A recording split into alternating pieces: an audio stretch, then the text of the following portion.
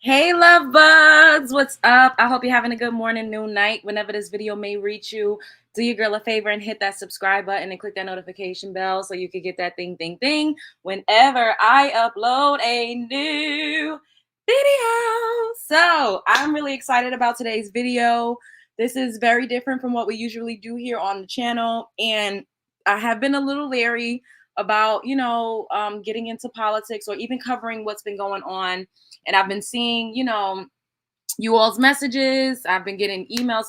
You all have been asking me to talk about things as it pertains to the elections for 2024. And I have the pleasure of being friends with Dane Calloway. He is an amazing historian. He does an amazing job editing. He has beautiful documentaries. I would implore you guys to follow him. Check out his work. He is different. Everyone doesn't have the same perspective and ideas, but his channel is legit called I'm Just Here to Make You Think. And I think that is just so becoming, because he's not here to sway your opinion either way. He's absolutely just here to make you think. And I've learned so much following him and talking to him. He's so insightful. He's super intelligent, and he actually does the research. He does the research. He is not someone that is just up here talking out his hoo-ha, just saying anything. His information, his content is not solely opinions and feelings based as a lot of other creators' content is on this app. Let me say what's up to my love bugs. How y'all doing? What's up, Serenity? Hey, Hera. Holly. What's up, Unique? Hey, Sinquavia. Hey, Amanda. What's up, Brittany? Hey, Two Fly. What's Mayhem? Oh my God, you know you wrong for that. What's up? Make sure you all hit the like button. It's free 99. Pay the entry fee to my house and hit the like button for me. We are going to get this started. Shouts out to Dane Calloway. I linked the actual link to this video and his channel. It is in the description box. So make sure that you all click the link. And like I said, just go through his content and just check it out. Nobody's telling you to think anything, but just check it out. And it's just, it just opens your mind in a different way. And he legit does the work. He goes out, he buys the books, he buys the doctrines. Like, he goes where you need to go in order to find the real deal. Not just the stuff that you're going to find on Google, not just the stuff that you're going to find at your local library. No, he spends coins getting books, getting like sources. Like, he travels to different places to really get his information, and it is just amazing. So the title of this video that he did is called Fact Checkers Tried to Bury This from the Internet. And we all know who the fact checkers are. And the fact checkers, they are heavily involved in the metaverse by way of Instagram and Facebook. And this is why they trying to, this is why they are trying to get rid of the TikTok streets, okay? Because fact checkers don't have no weight on TikTok. So people are really getting to the nitty-gritty on TikTok, and they're really able to speak their mind and say what it is that they need to say. But the fact checkers is heavy at work. You'll see a video of somebody saying this happened to them, or they legit could be in the hospital, like whatever, and a fact checker stamp will come up and say, oh, this is not facts, this is not real. But who are the fact checkers, and who to say that what they say is real? And of course, everybody's opinion is swayed, or they're trying to like make you, they have an agenda pretty much. Hey, Alicia. Okay, now let's get into it. Once again, fair use. Shouts out to Dane Calloway. I'm just here to make you think. It is my true, distinct pleasure to introduce the Look, y'all see what it says? The algorithm does not want people aware of these facts. first senator, and I'm not going to say this, the first senator of Indian American heritage in the history of U.S. Senate. Did y'all hear that? The first senator of Indian American heritage. And then on the screen it says fact, Indian American does not exist on the U.S. Census. It does not. So they consider themselves Caucasian.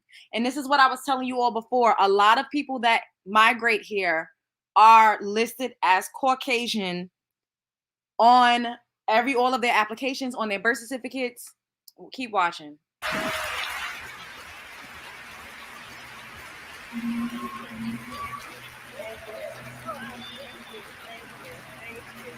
So it's been a really long week.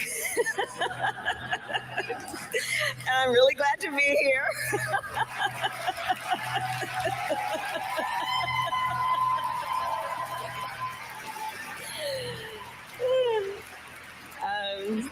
And I know that a lot of people, they just keep saying she's a black woman, she's a black woman. This woman has never ever claimed that she was a black woman until she became the vice president, or until she was in the running for the vice president. And it is just convenient. It is convenient because people are racially motivated and they are racially driven. And someone came up in the chat and said, "You ain't black if you ain't voting for Kamala Harris." That is exactly what Joe Biden said. And I don't think that it was okay when he said that either. And I want to thank you. And my Chitti is here, my mother's youngest sister, Chinni Mahalakshmi Subhash is here. And I want to thank her. She flew in from Toronto to be with us this evening. Please, Chitti, will you wave?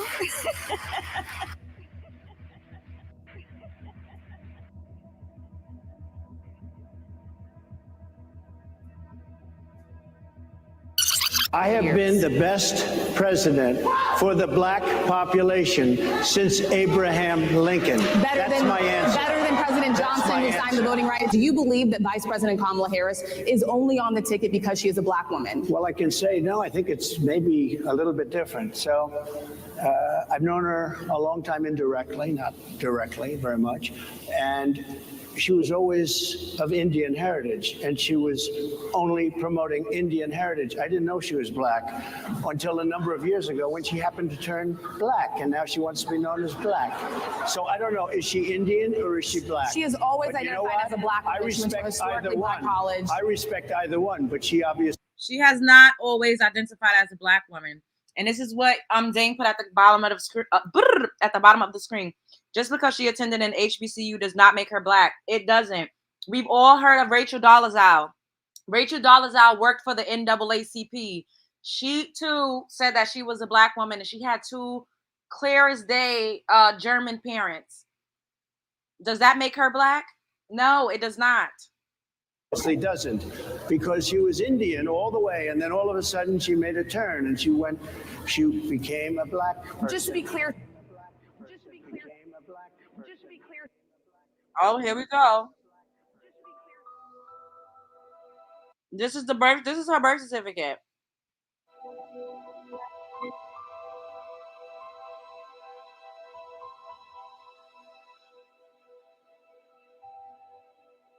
Y'all see that?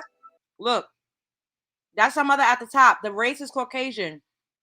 And for her father, color or race, they put Jamaican. Jamaica is a nationality that's not even a race.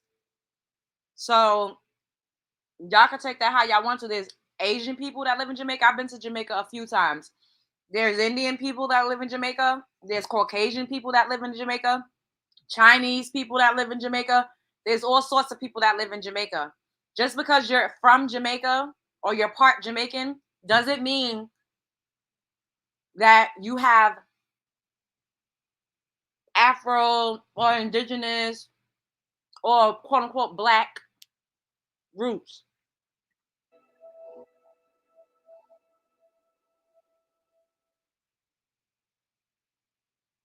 Have you heard about the perfect storm that's brewing in real estate right now? Listen, I just spent an entire week with Tony Robbins, 27 other billionaires.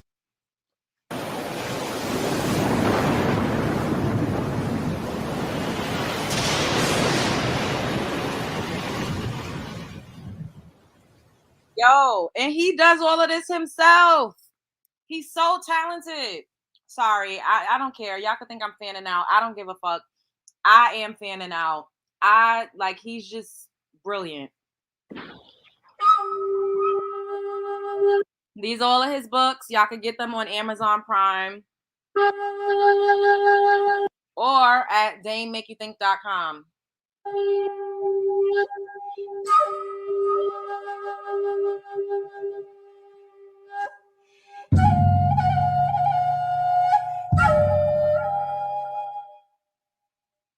former president's comments yesterday to the National Association of Black Journalists, where he said that Vice President Harris is, quote, all of a sudden black.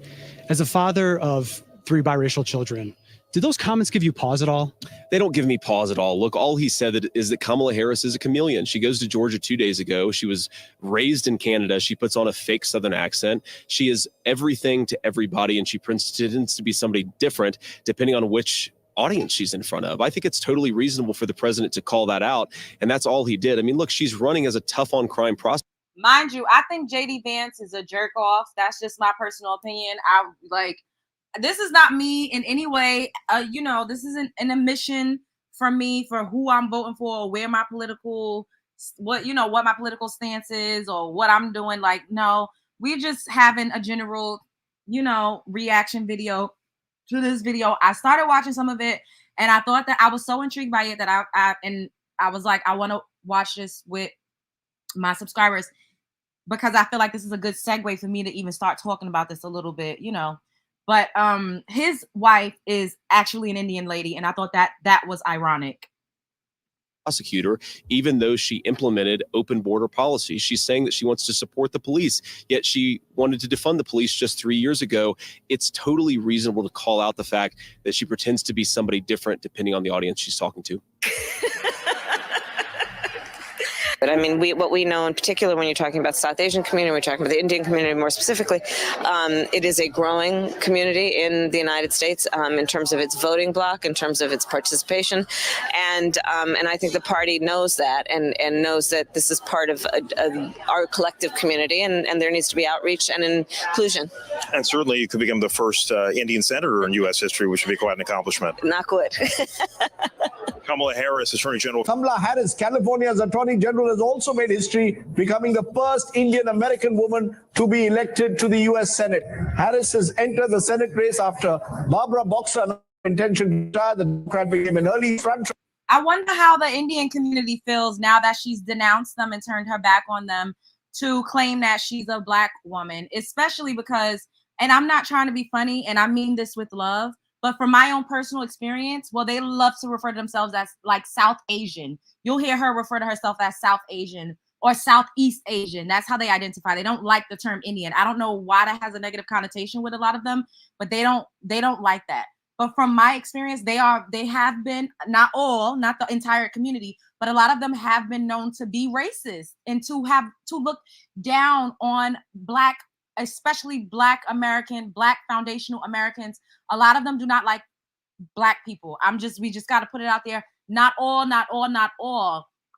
But I wonder how her South Asian community feels now that she's, adopted this whole Black woman, Black and proud persona. I'm curious about that. Hey, Amberella, what's up, Wally? Hey, Self-Helper. Hey, Tiff. Holla. Leave then. The fuck? You don't gotta announce your departure. We don't care. Bye.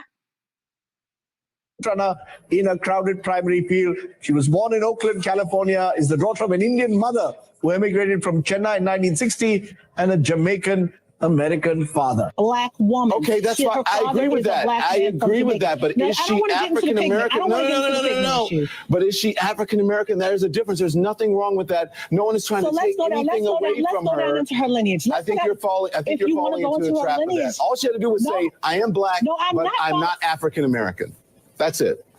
I'm not falling in a trap. I'm not falling in. Let me finish. Hold on. I'm not falling into a trap by that. When he goes down the lineage, many Africans landed in Jamaica and all these other Caribbean islands. So she could indeed Jamaica's not America. It's with others, but she is. Jamaica's not America. But she is a Black woman. She was born here. Jim Crow. Okay, let's go into Ted Cruz. Ted Cruz was born in Canada. Ted Cruz. This is about Ted Cruz. You're changing the subject. But you know what? We cannot.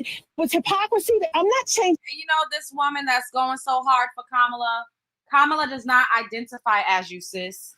She doesn't identify as you. She doesn't see herself in you. And it's really sad. And I feel really sorry for a lot of us, quote unquote, Black American women, because we want to be inclusive so bad and we want to be included so bad that we allow anybody to identify as us because we want to have representation. So anybody that looks even a little slightly remotely with a little hint, you could have a goddamn pinch of rice grain of quote unquote black, and we will be so grateful for you to represent us. Although a lot of these women do not identify with us. They don't see themselves in us. Like Meghan Markle, that woman does not see herself as a black American woman. A lot of the biracials that we see, you know, or the multiracials that we see that are the starlets in Hollywood, they do not identify with us. They do not see themselves in us. But we are so thirsty for acceptance. We want to be included and inclusive so bad that we give up our likeness. We give up our image. We give up our essence to women that don't identify, that would never go to bat for you like that. And it really makes me feel sad for us. We need to stop putting on a heavy cape. And this is just not even just about Kamala. Generally speaking, we have to stop putting on a heavy cape for women that don't identify. Changing the subject. Yes, you are. She's a black woman. I don't know what you want. Cruz. Okay. Indian Americans for 16, please. The daughter of Indian and Jamaican immigrants, she was elected to replace Barbara Boxer in the Senate in 2016. Andrew? It was Harris.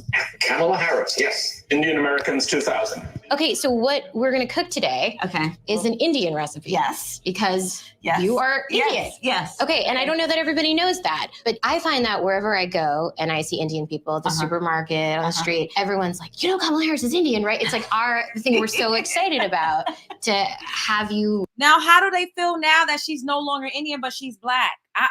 I just, it's like, damn, it's like a slap in the face to her community that raised her, that put on for her, that rallied behind her so that she could climb the ladder. And now she's just code switching.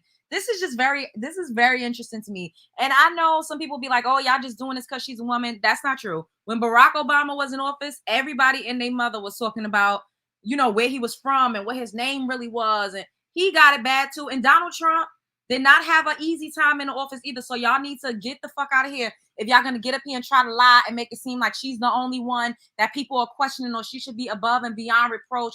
No, everybody that has run for president has gotten it. Donald Trump got ripped to shreds. He still gets obliterated. So what makes her any different? Why can't anybody question the validity of the things that she says? And I saw someone say earlier, what are her policies? I actually went and looked at her website a couple days ago. We'll look at her site after this because I'm curious as to what her policies are as well, because I'm still unclear. I don't know what her policies are. I don't know what she's running on.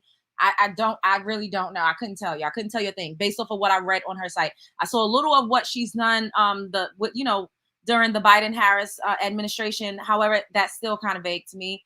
But yeah. Running for president. Yeah. So both Indian, but actually we're both South Indian. Yes. You look like the entire one half of my family. Okay, thank you. You do. I've been telling people we're related already, so this is perfect. It's basically true. My mother, who raised me and my sister. Twisted Tea Light, the same real green tea flavor you love from Twisted Tea with fewer calories. She was a brown woman. She was a woman with a heavy accent. And her mother, Shamla Gopalan, was also the biggest influence in Kamala Harris's life. The answer is absolutely yes. After the big announcement, Harris's sister wrote in a Twitter post, "You can't know who Kamala Harris is without knowing who our mother was." In 1958, a precocious 19-year-old Indian, Gopalan traveled thousands of miles from her home and family to pursue a doctorate in nutrition and endocrinology in America. She soon became an active civil rights crusader while studying at UC Berkeley. Do you all see? Her mother is an Indian Hindi woman, but she still was an active part of the civil rights. You can be other and still be at an HBCU. You can be other and still fight for civil rights. Multiple things can be true at the same time. One does not have to exist without the other. Jesse Bush, everybody is saying that Kamala is black, and they saying, I don't care, I'm voting for her because she's a black woman. She went there. She almost felt free. And she took part in politics. She used to bring a whole series of literature, leftist literature from Karl Popper's, He was a great philosopher. In her book, Harris says, "There is no title or honor on earth I'll treasure more than to say I am Shamla Gopalan Harris's daughter." Harris's visits to India with her mother kept her connected to her roots. Her grandfather, who had strong views on humanitarian issues, worked closely with officials to reallocate refugees. Their conversations had a strong influence on her. The main reason those walks along the beach in India really planted something in my mind and created a commitment in me before I even realized it that has led me to where I am today. Harris's maternal uncle, Gopalan Balachandran, who lives in Delhi, tells us how the senator turns to her amma, which means mother in Tamil, for guidance even after her death. I don't have to tell her, make your mother proud. She said, what are you telling me? Everything that I do, I ask myself, would Amma approve of this? Kamala in Hindi means lotus flower and is an important symbol in Indian culture, rooted deep in the bottom of the river. Very similar. Oh, wow. Her name means lotus? Wow. To Harris's Indian identity, which she wears on her sleeve. There's no doubt that the primary source of learning for Senator Harris was from her mother's experiences and the conversations that she had with her maternal grandfather when she visited India, which was very often accompanying her mother, or when the grandparents would visit them in America. I stand before you as the first candidate for Vice President of the United States of South Asian descent. Our dear friend will be the first Indian American vice president in the history of the United States of America. Are you guys listening to this? She said of South Asian descent. Biden said the first Indian. Now all of a sudden she's a black woman. Like I'm just like, what? Come on, y'all. Like for real. We got to stop the foolishness. Kamala Harris. As many of you know, generations of my family come from India. My mother was born and raised in India, and I have family members who live in India today. Asian Americans are the fastest growing population here in North Carolina, and among that, Indian Americans are driving a lot of that growth right here. Marianne, that's the point. She never identified as black. She identified as South Asian. She never identified as black until the 2020s.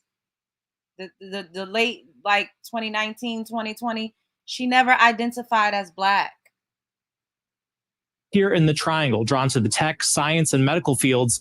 Now, some are hoping to see Kamala Harris make history as the first South Asian in the highest office in the country. Senator Kamala Harris will be the first person of Indian heritage to be nominated for vice president on a major party ticket. The first Indian American woman to be nominated as a vice presidential candidate in America. All right. Vivek, I want to give you a chance to react to that. No doubt it's going to get attention.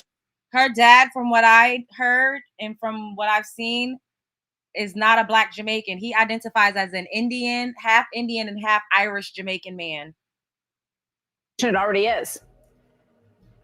Yeah, so look, on a very personal level, my parents were immigrants to this country, legal immigrants from southern India. Very same part of India that her mother also immigrated from.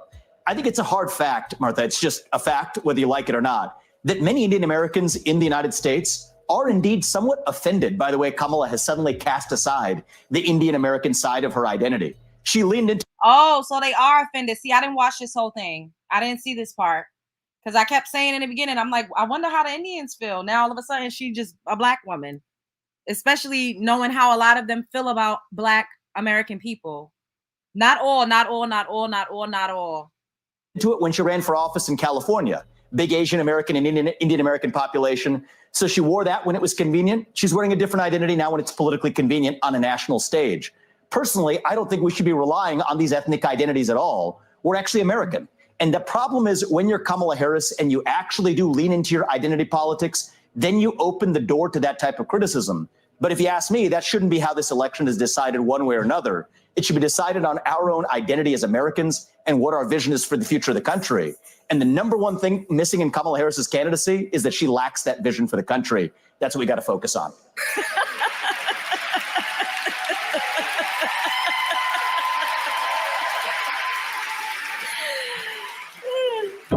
Did you know that there is one specific factor in all of our relationships that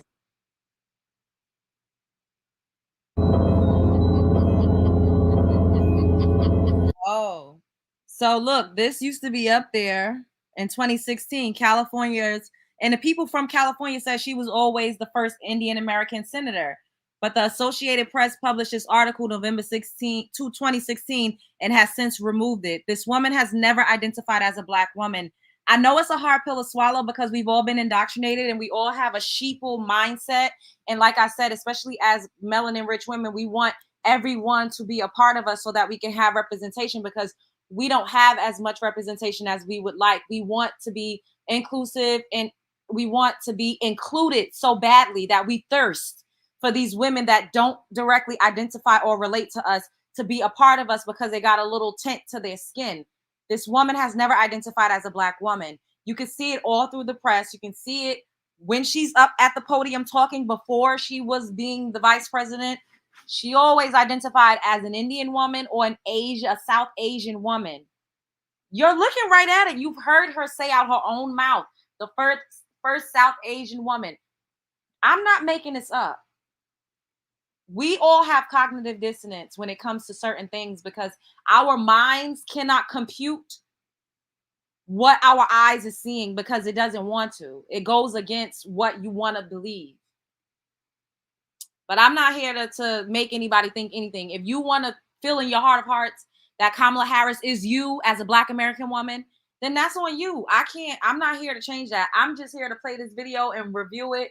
We watching it together because Dane did a fucking phenomenal job going back in the vault to find this, because you cannot Google this article anymore from 2016. They've scrubbed these types of things from the internet. So the fact that he has it and how he edits, it's just amazing to me.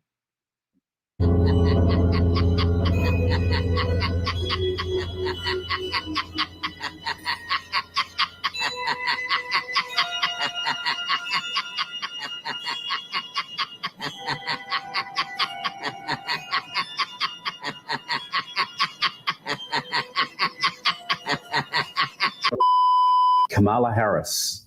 And we all know that if Joe Biden should become president, God forbid, that she will be the real president of the United States. So according to various news media outlets, of the more traditional nature, Kamala Harris is a moderate Democrat. Thanks for the super chat, Jesse. You said her dad is Indian and Irish. Exactly. What are people getting the Black Jamaicans from? That's why people need to have friends outside of their racial group. That part. And like I said, it's hard to go. A lot of people don't know how to not believe what they see the collective believing, doing, and regurgitating. It's programming. We're all under heavy MK Ultra programming. We're heavily influenced by the media. We're heavily influenced by programming. We're heavily influenced by groupthink. And this is not me taking a dig at anybody, but we are heavily influenced by groupthink. And I've been doing a lot of work to break out of the matrix as far as groupthink goes. This is why I don't really express my opinions on a lot of things, because y'all would hate me for it, because I don't think the way that I look like I should think based off of groupthink. And this is why I love Dane so much and I gravitate toward his content, because he doesn't do groupthink, but he also doesn't try to enforce what he thinks on you. He says, think for yourself, but I'm going to give you facts. He's not getting up here saying, this is my opinion and this is what I think and this is how I feel. That's not what he's doing. This is laid out. If you hear this woman saying out of her own mouth multiple times, I'm Indian and I'm South Asian, why would you then continue to call her Black? I think that's a little disrespectful. If I tell you I'm a Black woman and then you get up there and say, oh, Love Jones ain't Black, Love Jones is Irish, because everybody one day as a general consensus decided that I was Irish, but I always said that I was Black. So now all of a sudden I'm Irish because my actual grandfather, my father's father, is an Indian and Irish man. I wish I had a picture of, I will pull up a picture of y'all of him so you can see. He looks just like Kamala Harris's father. He has green eyes. He's an Indian Irish man, but indigenous, Indian by way of America, not Indian from actual India. And my grandfather looks like Kamala Harris's father. My grandfather would never consider himself a Black man. I've never heard him say that. he would always say, no, I'm an Indian, or I'm mixed. Like, I'm like, you know, that's how he identified with every part of himself. But if you saw him, you would be like, oh, that's a light-skinned black man with green eyes. But that is not how he identified. That wasn't his ethnic and racial makeup. My biological grandfather. And I'm not, if I'm lying, I'm flying. I'm not lying. I'll show you guys a picture of him so you can see what I'm talking about. She's a pragmatic liberal, but does that square with reality? You know, her own voting record in the US Senate is to the left of both Elizabeth Warren and Bernie Sanders, but we're told she is a moderate Democrat.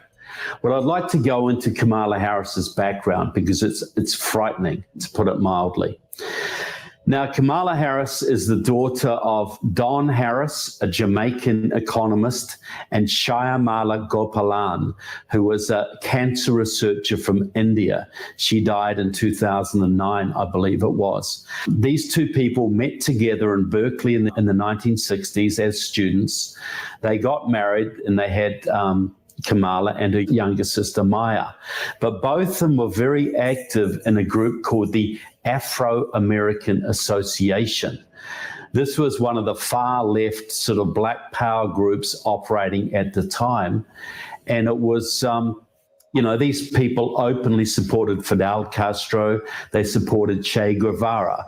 It was a Marxist group. Two members of the Afro-American Association, Bobby Seale and Huey Newton, would leave and go off to form the Black Panther Party, the pro-China, militant, Maoist, terrorist Black Panthers who really serve as a model for today's Black Lives Matter.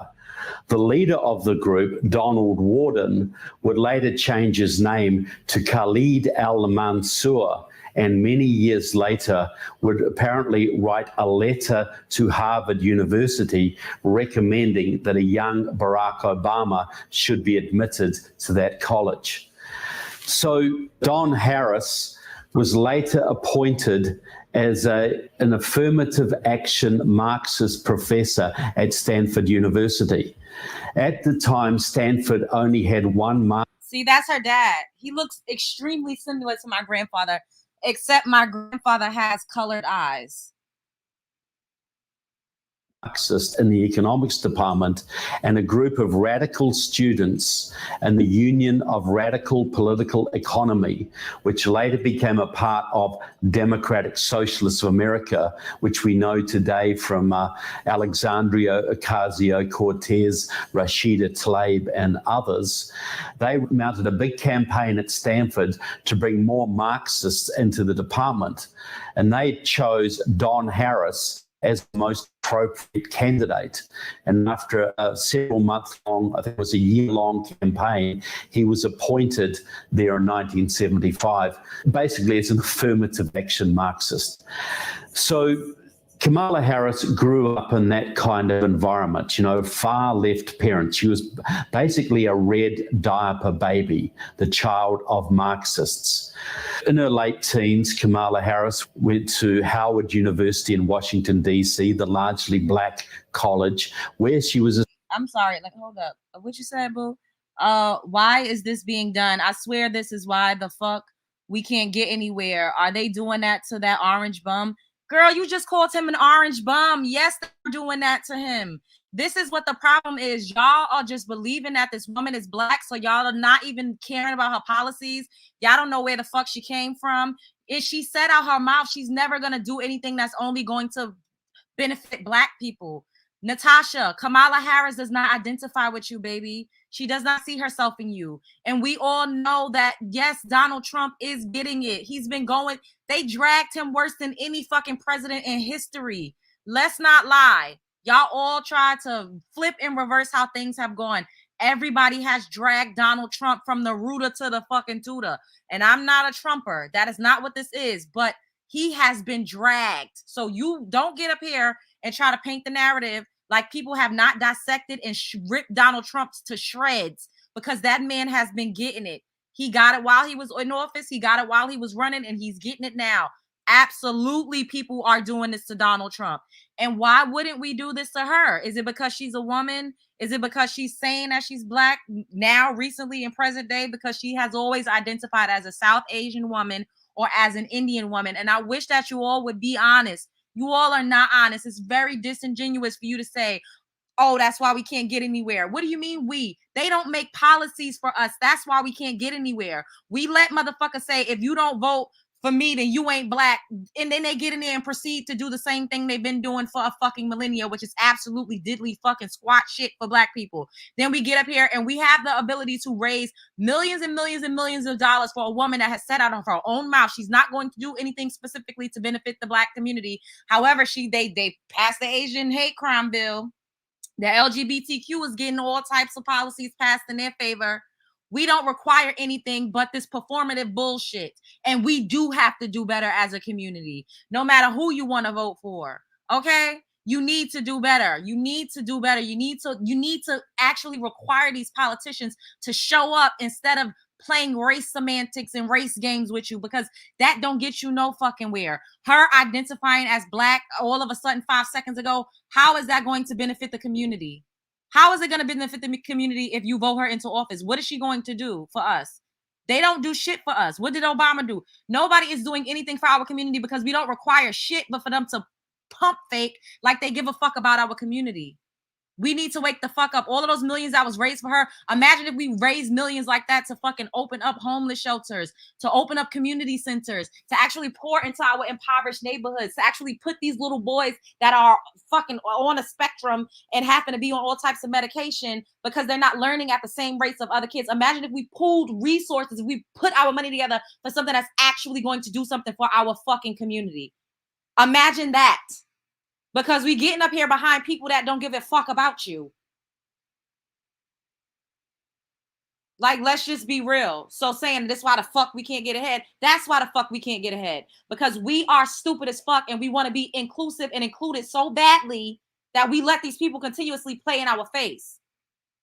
Enough is enough. When are we gonna, when other people was running for office, I didn't have a YouTube channel to get up here and say a motherfucking thing. Now I do. Now I do. Blacks for Kamala. This bitch is a South Asian. And I'm not even, oh my God, excuse my language. I'm not trying to be disrespectful. I'm not trying to sway anybody's voting opinions. I just think that you should predicate who you vote for on more than a person claiming that they're black. If that's the case, then Rachel Dolezal need to be in the office because she actually worked for the NAACP and was actually trying to do things for the black community. Why did we ostracize and shun Rachel Dolezal and not allow that woman to continue to do work in our community?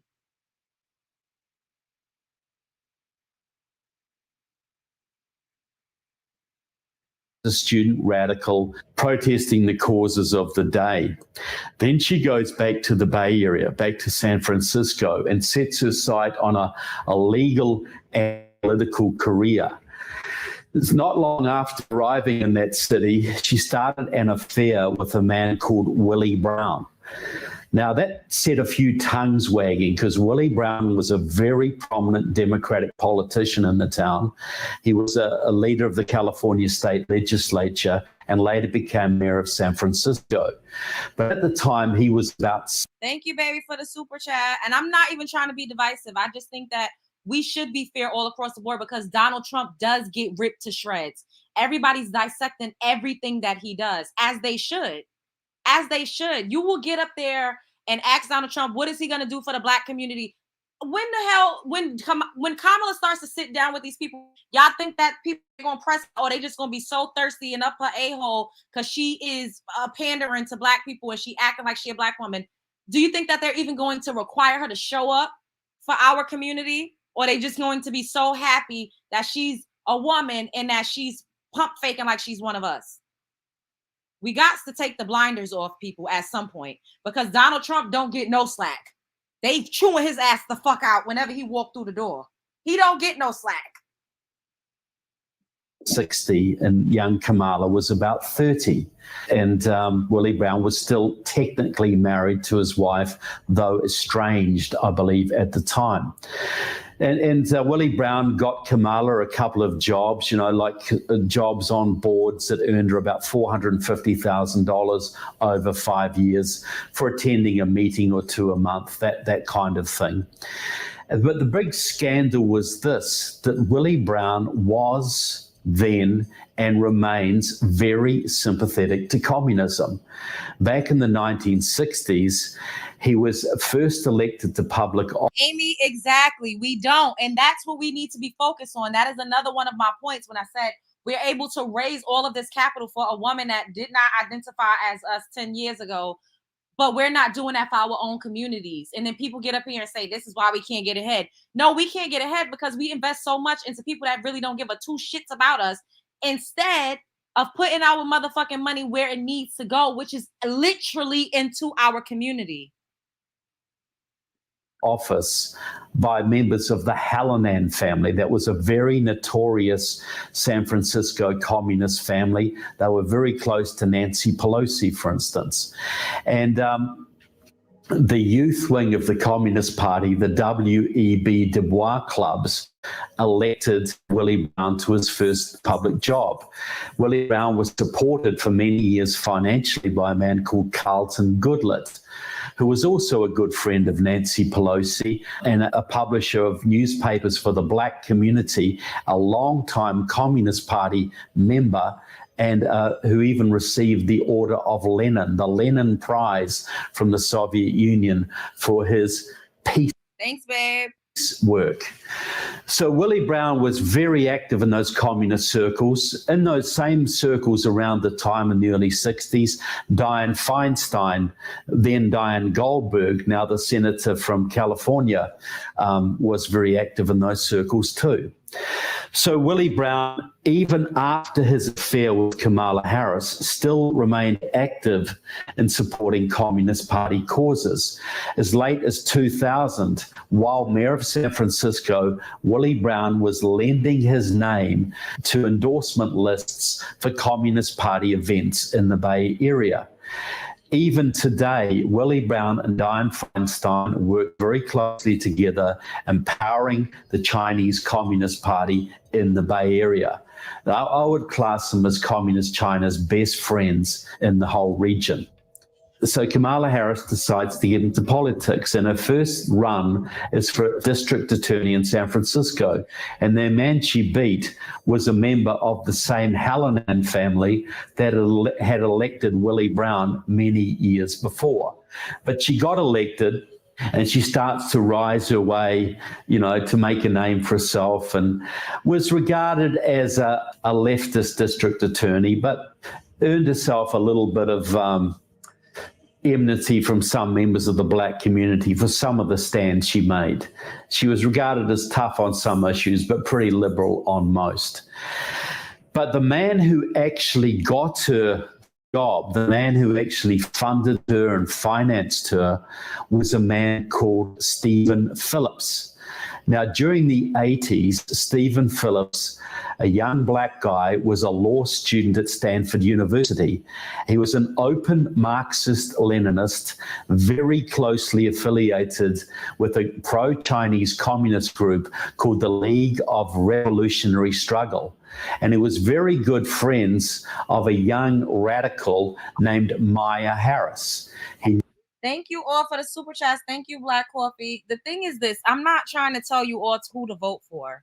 Like, I think y'all getting it confused. I specifically and explicitly said, I think that we should do a better job at requiring people to show up for us instead of putting on a heavy cape for people that don't have any intention to do anything for us, raising millions and millions of dollars for someone that doesn't identify as you. If a person identified as you and with you, then you have a better standing chance of them actually doing something for you. That's my whole point. Like, I'm not up here saying, vote for Trump, vote for this. I don't care who you vote for. That's your business. That's your business and that's your right. You can vote for whoever you want to vote for. Let's see. Is this just going to be this man? Still talking? Let's fast forward through this a little bit. TD Complete Checking is here for all.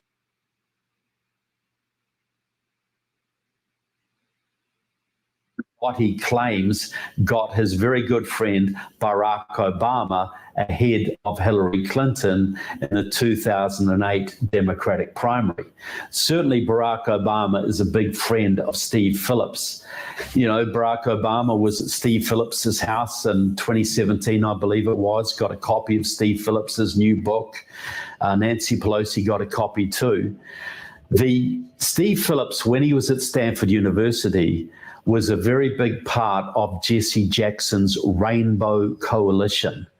And what that was, it was run mainly by pro-Chinese communists from the League of Revolutionary Struggle, Communist Workers' Party, Line of March, Freedom Road Socialist Organization, etc.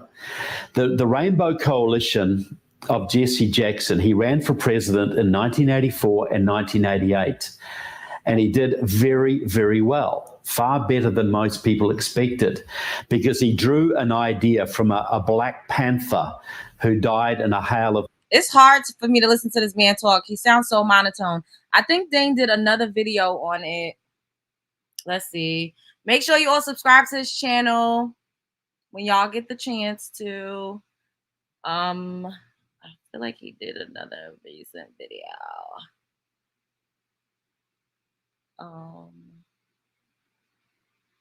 Let's go to this Operation Mockingbird. I would not be standing here were it not for the education I received.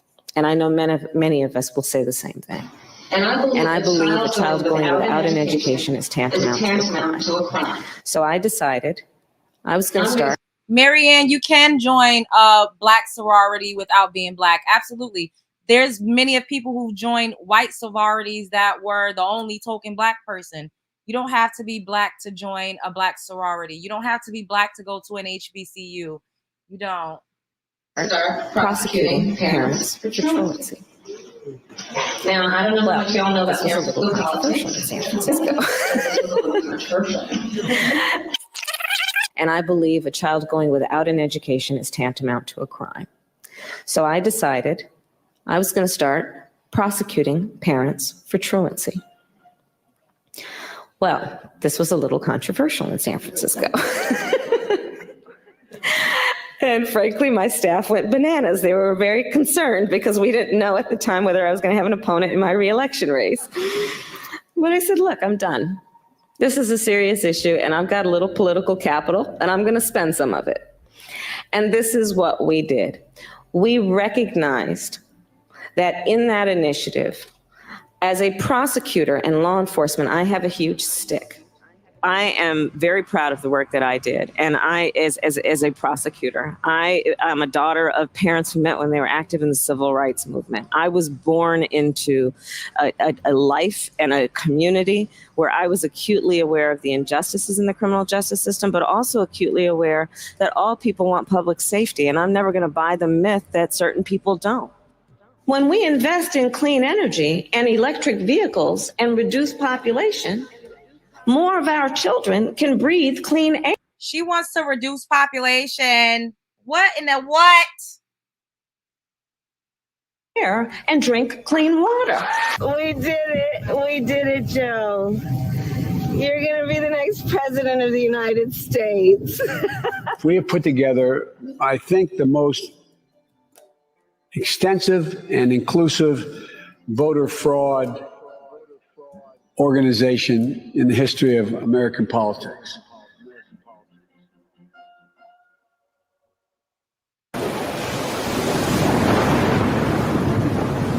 Y'all caught that Floridian slip. That's why they had to get Joe up out of the office. Y'all do know that Joe Biden was the most racist president we've ever had. We're going to look for a video on his racist past.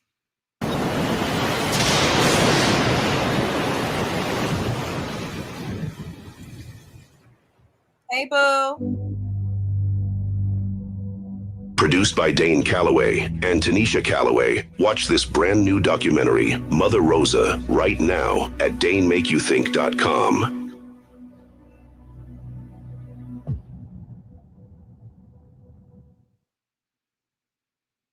Plus, it has its own investment fund. In-Q-Tel, which has invested, made, I think, 2,000 investments in Silicon Valley. Oh, it has ownership of a lot of these tech companies that, and a lot of the CEOs of those tech companies have signed state secrecy agreements with the CIA, which if they even reveal that they have signed that, they can go to jail for 20 years. They have been talking about the population issue. What's the problem? Girl, so you think that they should unalive people? You willing to unalive yourself and your family for some type of population control? What do you mean, what's the problem? There's more than enough land on this earth to house everybody. I'm sure if you're an American, you've been on the road, you've been on an open road, you've seen a lot of open land that was unoccupied by anybody. You have to ask yourself why. Why do they force us into these small spaces and they redline the Black community and they put us on top of each other with all of this open land that exists out here? Like what? More racist than Trump? Absolutely, Marianne. Oh my God. Child. Yes, Joe Biden is more racist than Trump. He is. He is. Y'all just don't know Joe Biden's past. Years and have their assets removed, etc. The influence that the agency has, the capacity to influence events at every level in our country is really frightening. And then for most of his all right, I can't listen to his voice. I can't listen to it. Life, the CIA was banned from propagandizing Americans, but we learned that they were doing it anyway. So in the U.S. government to combat foreign propaganda by creating its own. Let's take a look and give it a reality check. Well, a little over a week ago, President Obama quietly signed into law the 2017 National Defense Authorization Act. That act is a military funding act, and in this case, it authorized $611 billion for military spending in 2017. No big deal, right?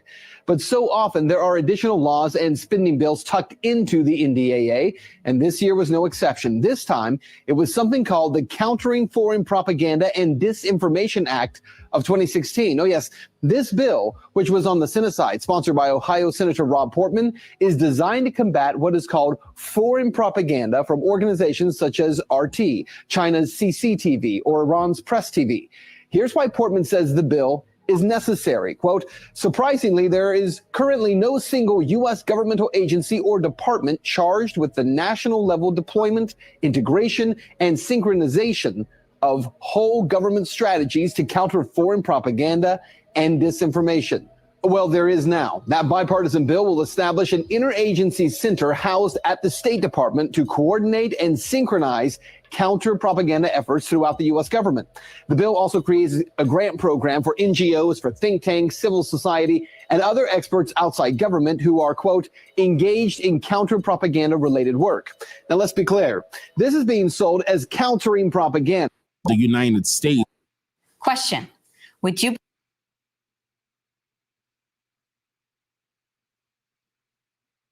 24. Many people have ruled that former 45th President Donald Trump will garner the majority of the votes of selected people to reign as president again. Republican Donald Trump was formerly up against the current 46th president, Democrat Joe Biden, in the race to become the next president this year.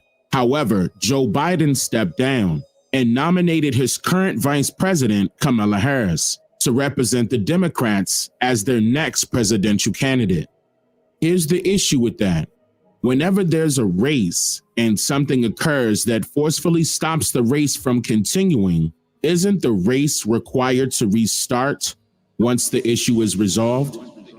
Leave your answers in the comments section below, and then tell me why you believe the race has restarted or has not restarted since an error or issue forced it to stop or pause with the opposing party.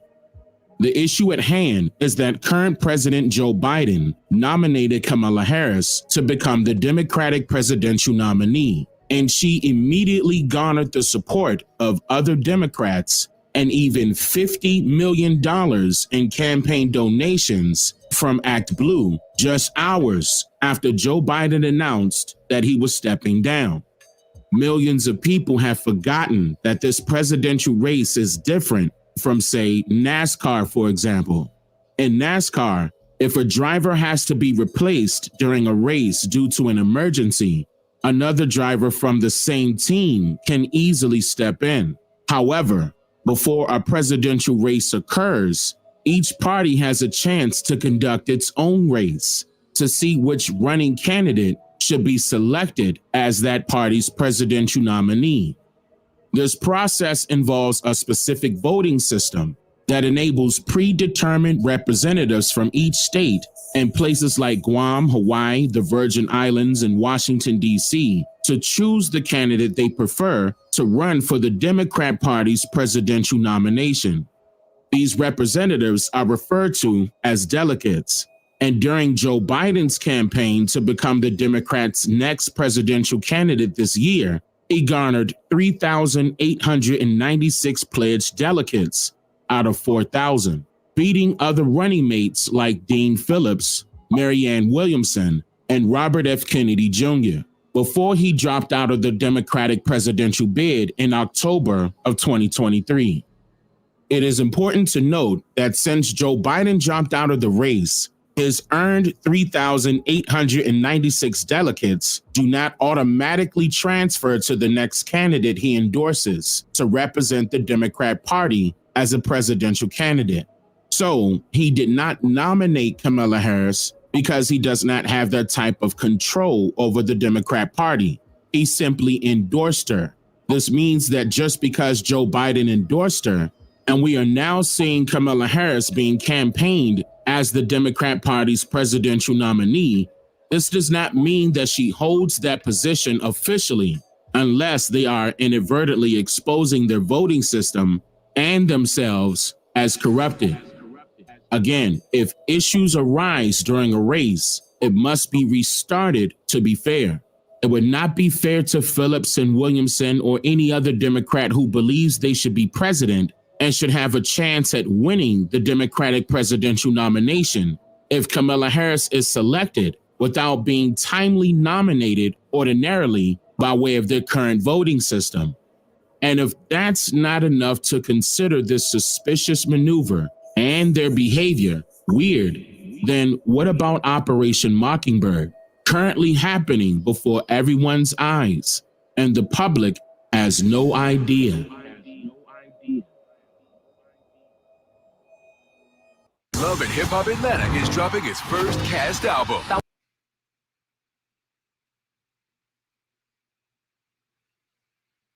Of what he and his running mate are saying, well, it's just plain weird. These guys are just weird. That's who they are. As weird and creepy as J.D. Vance. A super weird idea from J.D. Vance. Yeah, it's not. I mean, it's quite weird. They're just plain weird. Just plain weird. Just plain weird. That stuff is weird. They come across weird and then they start being weird. Yeah, they're weird. Being a really weird. He's such a weirdo. Donald Trump and his weirdo running mate are weird. Do y'all see how everyone has the same script and they're prompted to say the same things? State to state, city to city, county to county. They're all using these same type of trigger words. You got to pay attention to that. And that's where the groupthink comes into play. And that's why people cannot think outside of groupthink and they get defensive and combative and then the cognitive dissonance starts to kick into gear. Weird. Deeply and profoundly weird. They are weird. These Republicans just being weird. It's just weird. It's really weird. Republican weirdness goes even deeper. He said a lot of things that are weird, a weird style that he brings, weird policies. Let's start with the weird thing, because it is a thing. Just plain weird. What was weird was talking about Diet Mountain Dew. Who drinks Diet Mountain Dew? You ever seen the guy laugh? That seems very weird to me that that an adult can go through 6.5 years of being in the public eye. If he has laughed, it's at someone, not with someone. That is weird behavior. Weird and cultish. These are weird people on the other side. He kind of doubled down on his weird ideas. I think weird is probably generous. Simply weird. These guys are just plain weird. Vance as weird. You know, as the campaign said, weird. It really is just plain weird. JD Vance, plain weird. No, I mean, I don't know how else you could read it. Weird. It is kind of weird. We're not afraid of weird people. The other side, they're just weird. Why are you being so weird? Vance has done something more extreme, more weird. No matter what kind of weird stuff they keep saying. Trump and Vance are just weird, in addition to being dangerous to democracy. That's the weird part that's the most engaging. Whom he addressed as my beautiful Christians, which was super weird. Weird tech bro, J.D. Vance. He's a weird guy. J.D. Vance, uneasy and sort of weird. Frankly, for lack of a better word, that he's weird. Sarcastic remarks that aren't even funny, and he kind of shows that he can't really deliver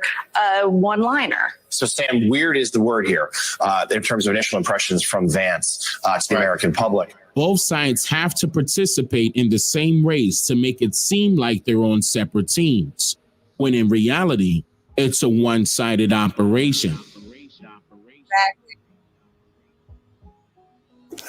She has some bad moments. Her moments are almost as bad as his. I think his are worse, actually. Yeah.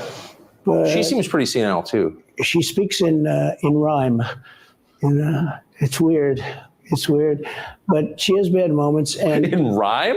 What do you... Well, the way she talks, the bus will go here and then the bus will go there because that's what buses do. And it's weird. The whole thing is weird. This is not a president of the United States future. And our leaders are low-life scum that screw little so the can screw America. That's what's happening in this country. I just said it. That's what's going on in this country. And our is corrupt. The Supreme Court is corrupt. The Justice Department is corrupt. The news media is corrupt. The whole country is corrupt. Because we've walked away from Almighty God and we've allowed Kabbalah practicing to defile the nation. Put that video out. Go ahead and clip this video and send it out. I dare you.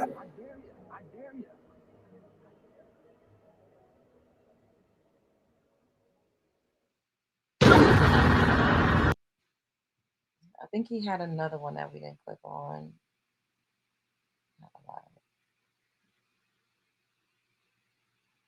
This one. You didn't see this one.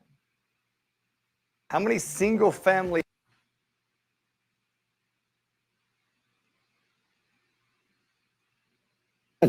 entitlements ever be on your plate? At some point they will be. We have tremendous growth. We're going to have tremendous growth this next year. It'll be toward the end of the year. The growth is going to be incredible. And at the right time, we will take a look at that. You know, that's actually the easiest of all things, if you look. If you don't cut something in entitlements, you'll never really deal with the We'll be debt. cutting, but we're also going to have growth like you've never had before. You changed your outlook on how to handle entitlements, Social Security, Medicare, Medicaid, Mr. President. It seems like something has to be done, or else we're going to be stuck at 120% of debt to GDP forever. So first of all, there is a lot you can do in terms of entitlements, in terms of cutting. And Just this week, the Social Security Administration said a cut to Social Security, like the one Trump is proposing, would end disability benefits within 1 year and end all benefits within 3 years. So let me be as clear as possible. If Donald Trump's extreme proposal goes into effect, the checks that American seniors are relying on, that you rely on to pay your bills, to buy your medicine, to live, will stop coming. The very people who have suffered so greatly in this crisis, it's unthinkable. And in the middle of a health crisis made worse by his own actions, Donald Trump is in court right now trying to throw out the entire Affordable Care Act, including the protections it provides for people with pre-existing conditions. So that means if you are fortunate enough to survive COVID-19. Let me ask you a question, Joe. Yeah. You're right here with me. Yeah. Have you been on the floor of the Senate? You were in the Senate for a few years. Yeah. Time and time again, talking about the necessity with pride. Now look at how Joe Biden just gets up here and blatantly lies. Just watch this. About cutting Social Security, cutting Medicare, cutting veterans programs. No. You never said that. No. When I argued if we should freeze federal spending, I meant Social Security as well. I meant Medicare and Medicaid. I meant veterans benefits. I meant every single solitary thing in the government. Look, here's the deal. You're an honest guy. Did y'all hear that? This man did a complete 360 from who he really was when he was younger and in his more formative years than who he's presenting as his older self.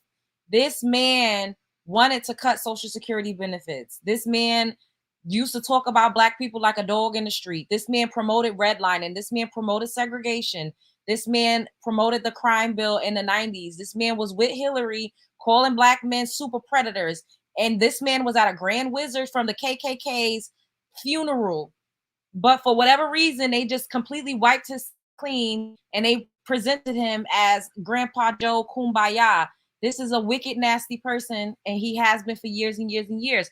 But with the media and with propaganda, they trick you and they lie and they scam and they scheme, and they can legit sell you an image of a person and erase their Carfax. How do you erase a person's Carfax when there's legit footage? There's footage, there's audio of what this person stood for and what they stood on. A leopard doesn't change his spots. That's still who he is. It's just not politically acceptable for him to be racist out loud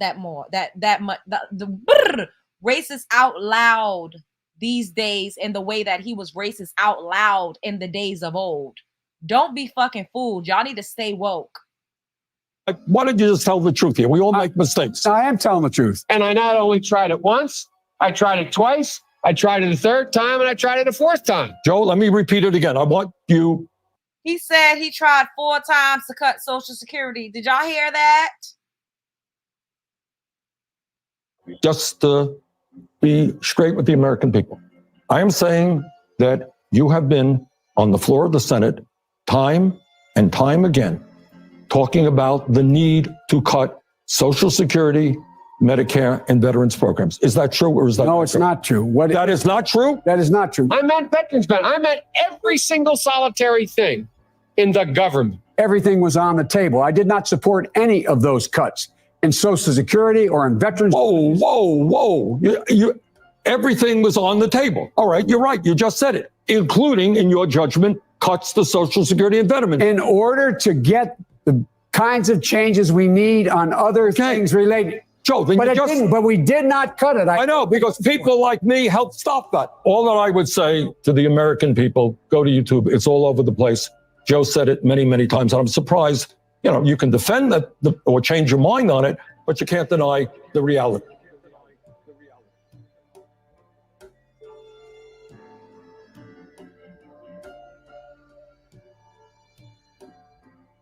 They're going to destroy your Social Security, but I will not cut 1 cent from Social Security or Medicare.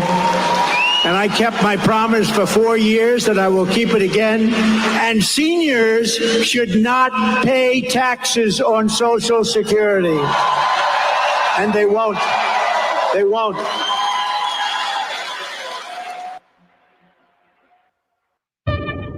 My name is Lucy, and I have to figure. Once again, this is not me saying I'm voting for anybody or I'm endorsing anybody.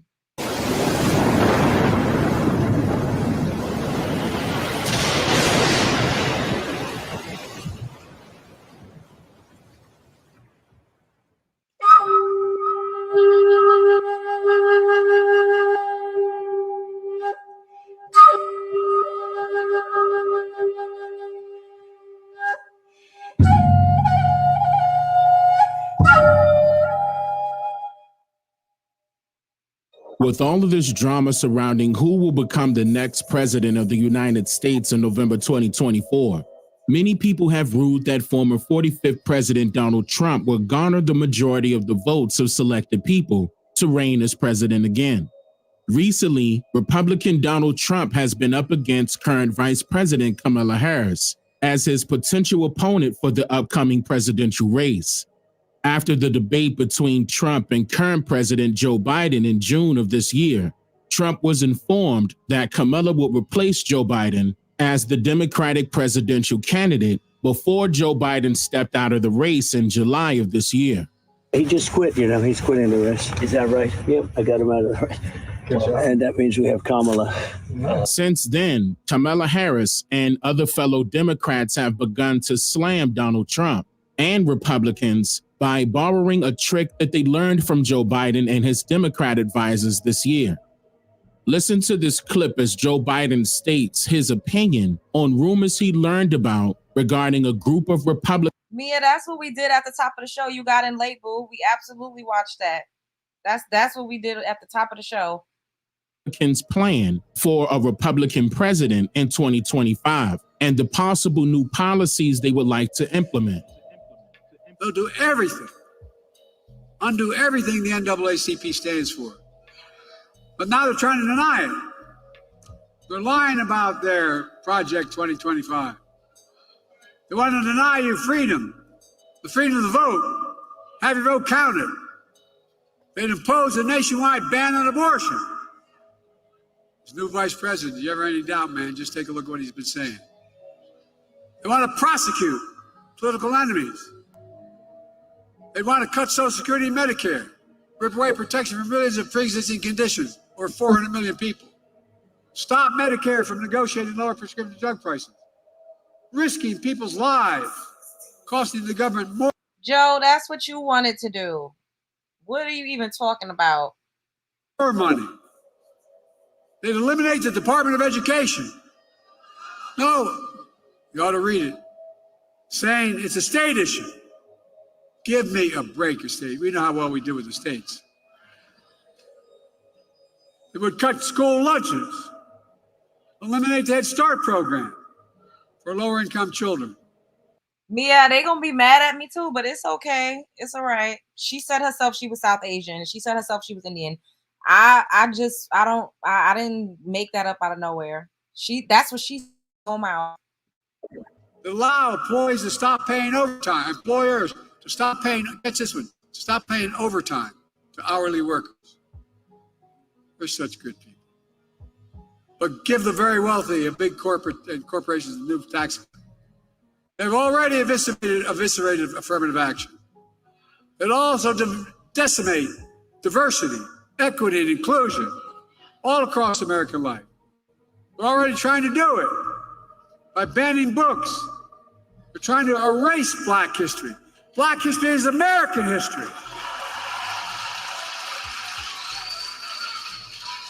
Folks, I'm not being dramatic. We cannot let that happen.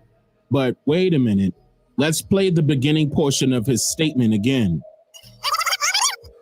They're lying about their Project 2025. They're lying about their Project 2025. Joe Biden stated their Project 2025 and not Trump's Project 2025. It's obvious that he's reading from a teleprompter. So this means that he did not write the script that he is regurgitating out loud to the audience. These statements are coming from somebody we won't ever see in the forefront. But does this rule out that Trump is not involved in or supports this Project 2025 proposal?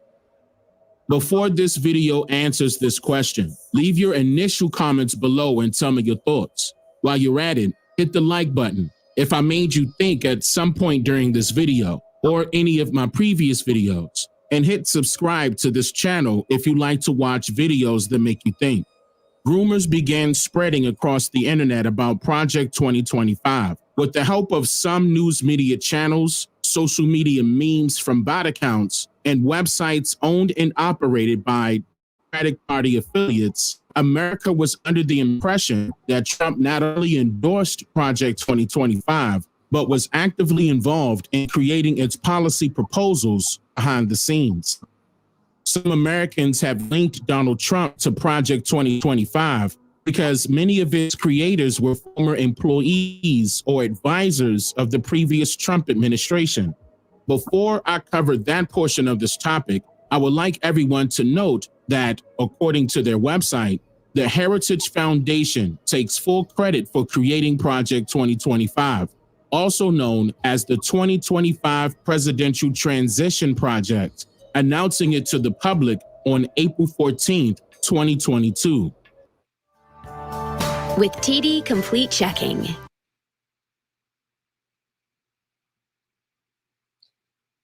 After the Heritage Foundation, We'll watch a little more of this and then we'll go to Kamala's her website so we can see if she has any updates as far as what her policies are going to be.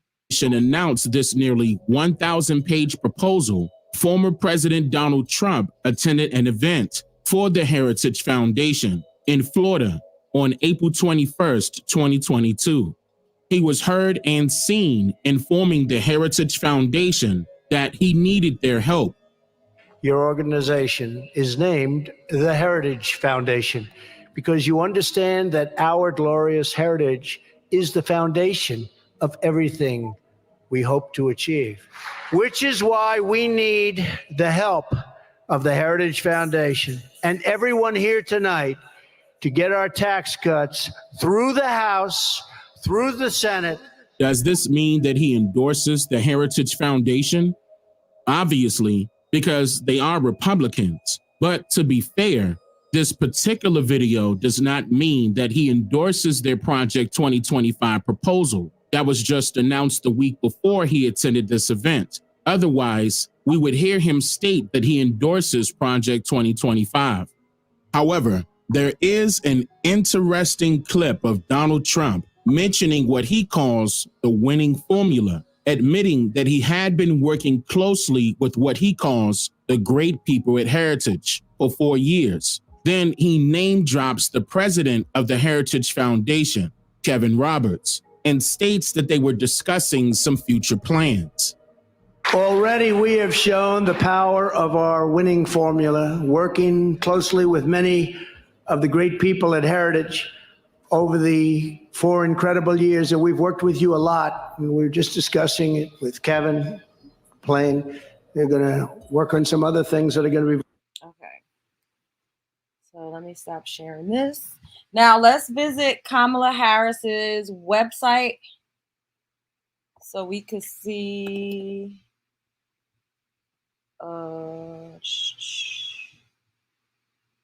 Let's share the screen.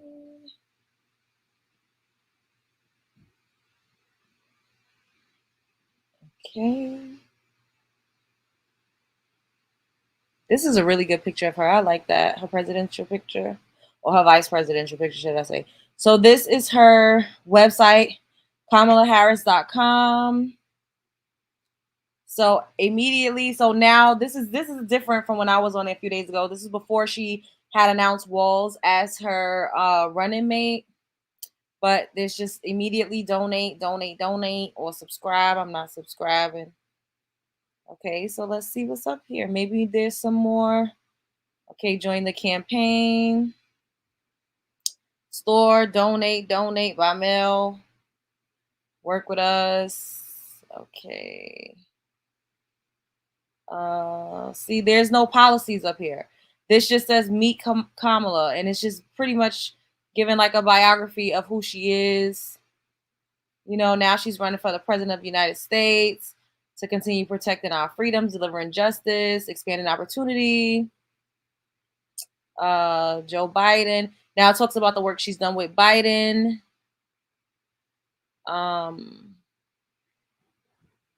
Bringing Big Pharma down prescription drugs costs.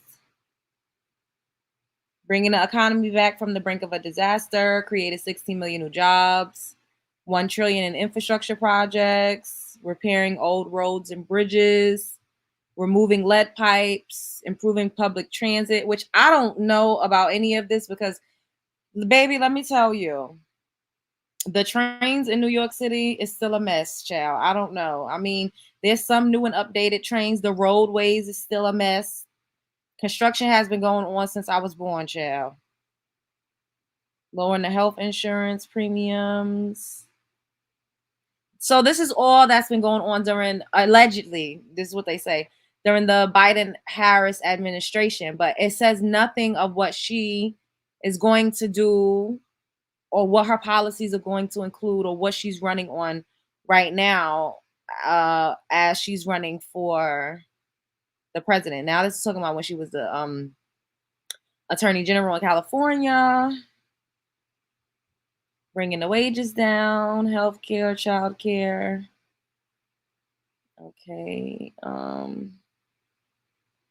Prosecuting child sexual assault cases. She went against predatory for-profit colleges and won. Okay. That's her husband right there. In 2013, her best friend set her up on a blind date. Oh, so Kamala got married in her 50s when she was 50, because she's like 59 now.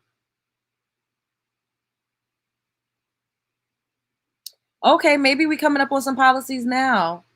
Because look, you may be the first to do many things, but make sure you're not the last.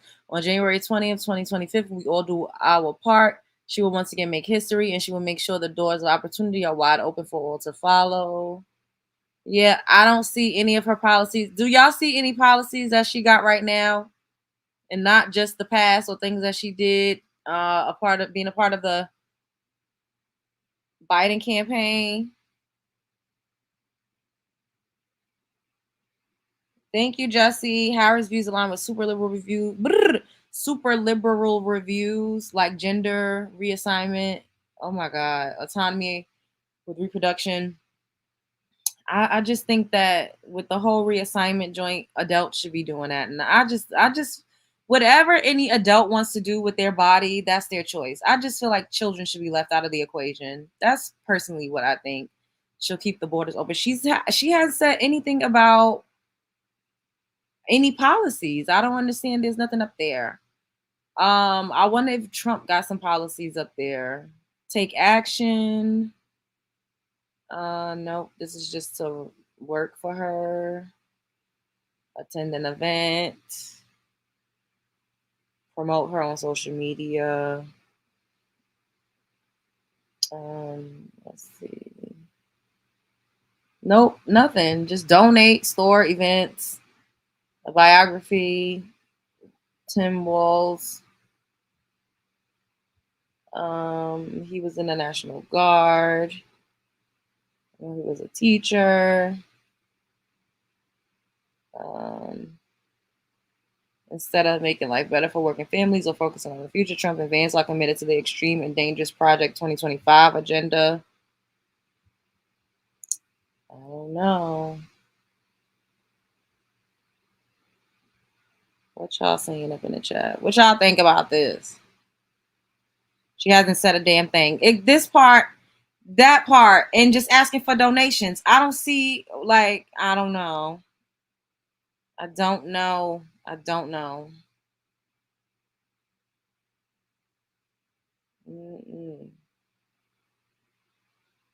Not the border look like a free for all. I cannot. I don't know.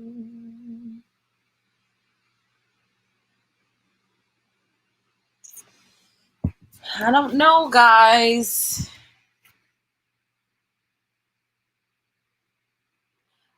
This is true. They don't work in New York City. And New York City is an asylum state. So they get a lot of privileges and they get a lot of perks in New York. They do. And they're building a lot of luxury infrastructure, like a lot of nice buildings for immigrants. They get in benefits. But some immigrants do a lot of the jobs that we don't want to do. So I feel like multiple things could exist at the same time.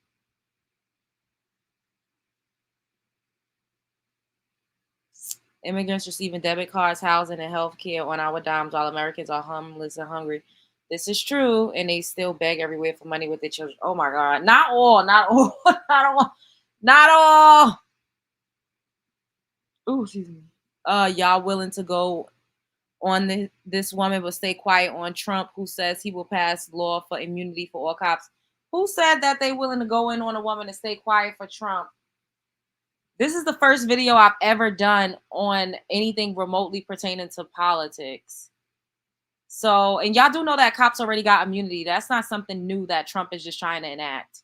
Y'all do know that, right? When the cops shoot you, pow you down in the street, they don't get sued. The county, the state, the government, that's who's paying out those lawsuits, not the police. I hope y'all, I know y'all, I'm sure y'all know that. Y'all gotta know that. Y'all have to know that.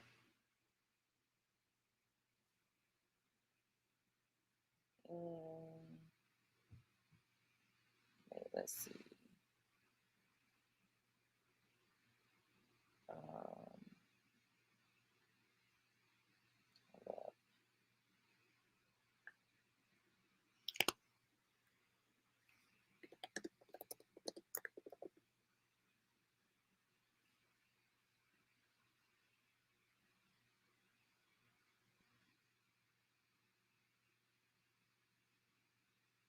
So cops already have qualified immunity. That's what it is. And it's a legal doctrine established by the Supreme Court that protects government officials, including police, from personal liability for constitutional violations unless the right infringed was clearly established at the time. So let me show this to y'all, because cops already have immunity. I think that y'all are getting confused. I'm not exactly sure. Like, and then we'll go back and we'll look at the Trump, like what he did, the sit down that he did with the black journalists. But they already have immunity. Y'all have to know that. Like, he's not about to just say, oh, cops are not liable. They already got, this has already been enacted. Yes, qualified immunity protects police officers from personal liability or constitutional violations unless the right violated was clearly established at the time. This legal doctrine established by the Supreme Court. Oh, I already read that. That's basically the same thing.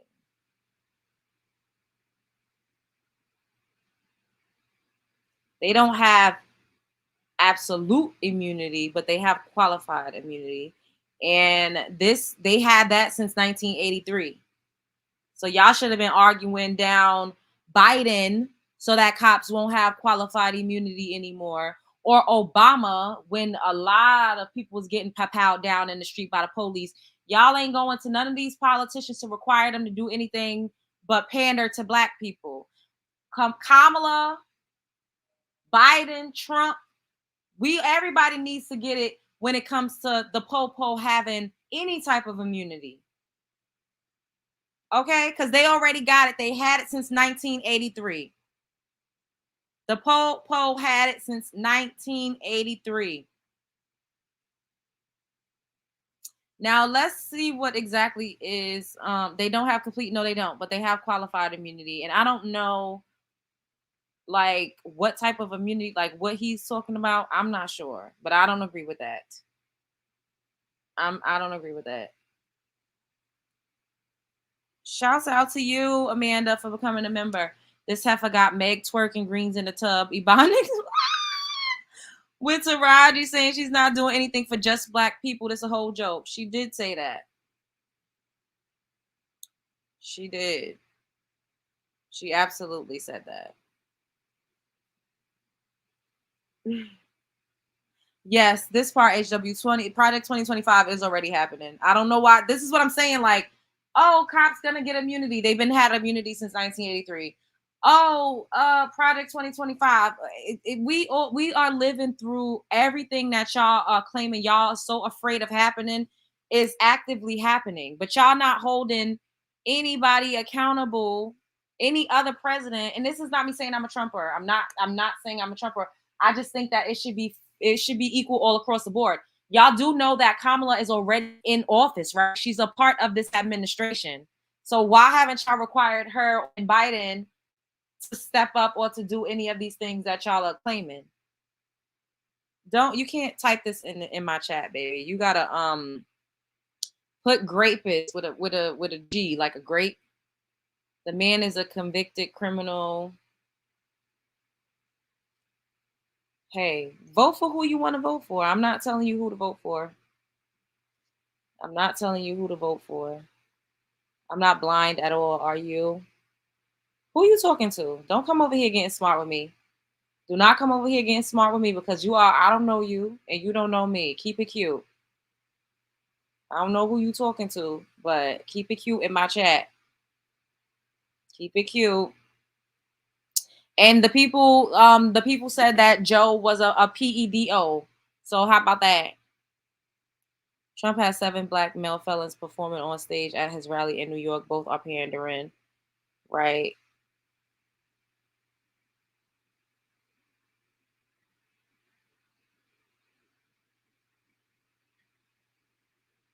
50 Cent was in jail and we all listened to him. And we all listened to him. Oh my God. Like this, hello.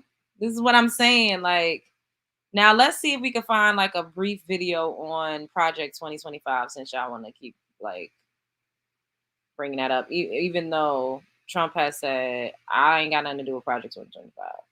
But I'm not endorsing him. I got to keep saying this because y'all don't understand how multiple things could exist at the same time. So I could see somebody getting a piece of Love Jones is a Trumper. That's not the case. That's not the case.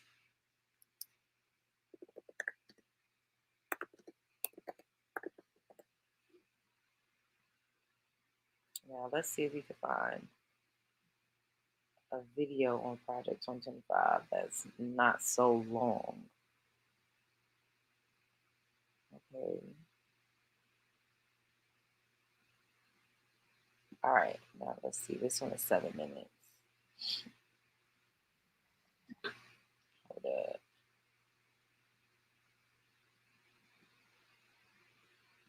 All right, let me share the screen with y'all so y'all can see it.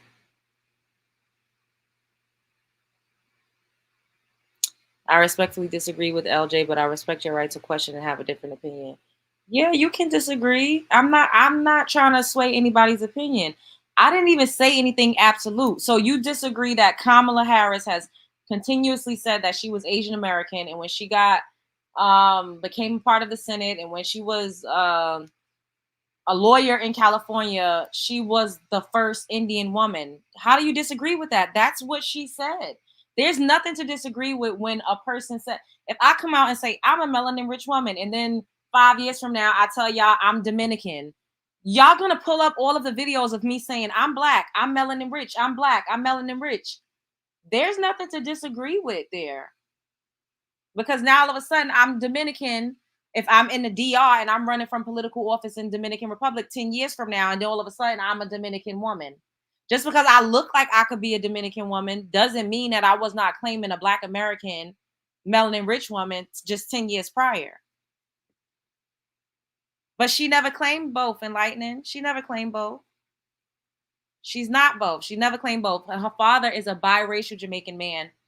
I think that y'all keep, someone said it in the chat, you keep conflating nationality and race. You can be Jamaican and be Indian and be Irish and be Chinese and be Japanese and be, all sorts of things, but just reside in Jamaica.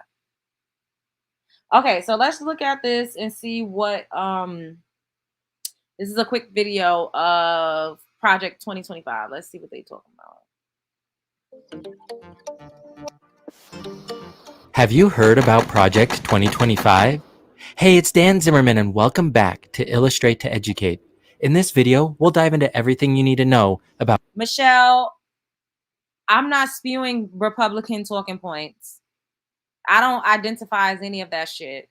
Not near party did anything for me.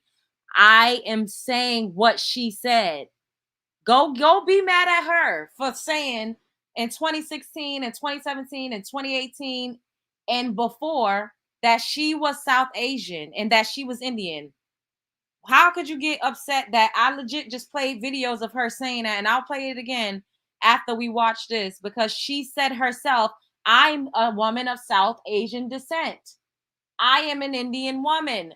Joe Biden called her the first Indian American vice president. So how am I spewing anything? I'm just reiterating what she said out her own mouth. Y'all are crazy. About Project 2025, including 5 criticisms.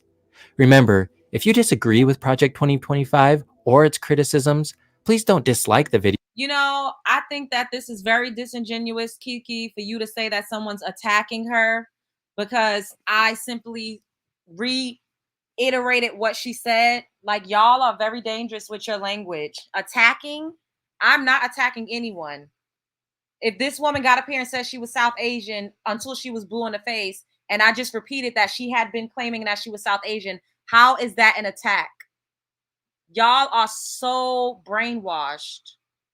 Everyone's entitled to think what they want to think, but to get up here and say that I'm attacking someone because of their race or their gender is dangerous, and I'm not going to have that on my channel because that's not what this is.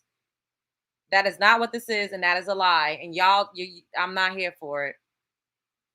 Thank you, HW. She said it.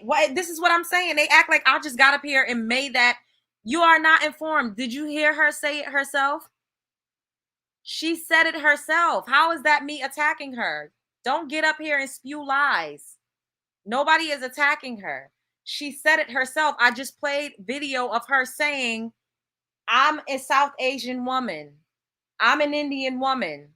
She said that herself. How is that an attack? That's not an attack.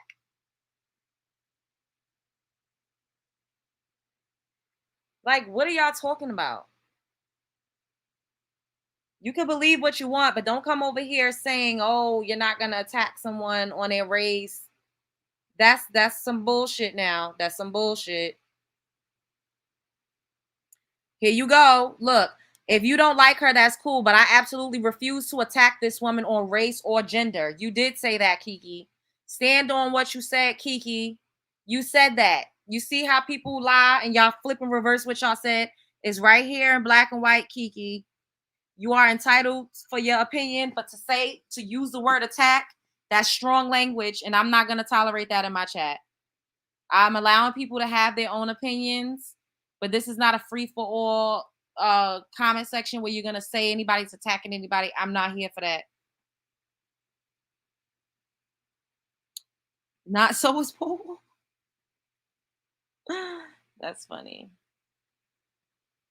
But instead, respectfully comment your thoughts below.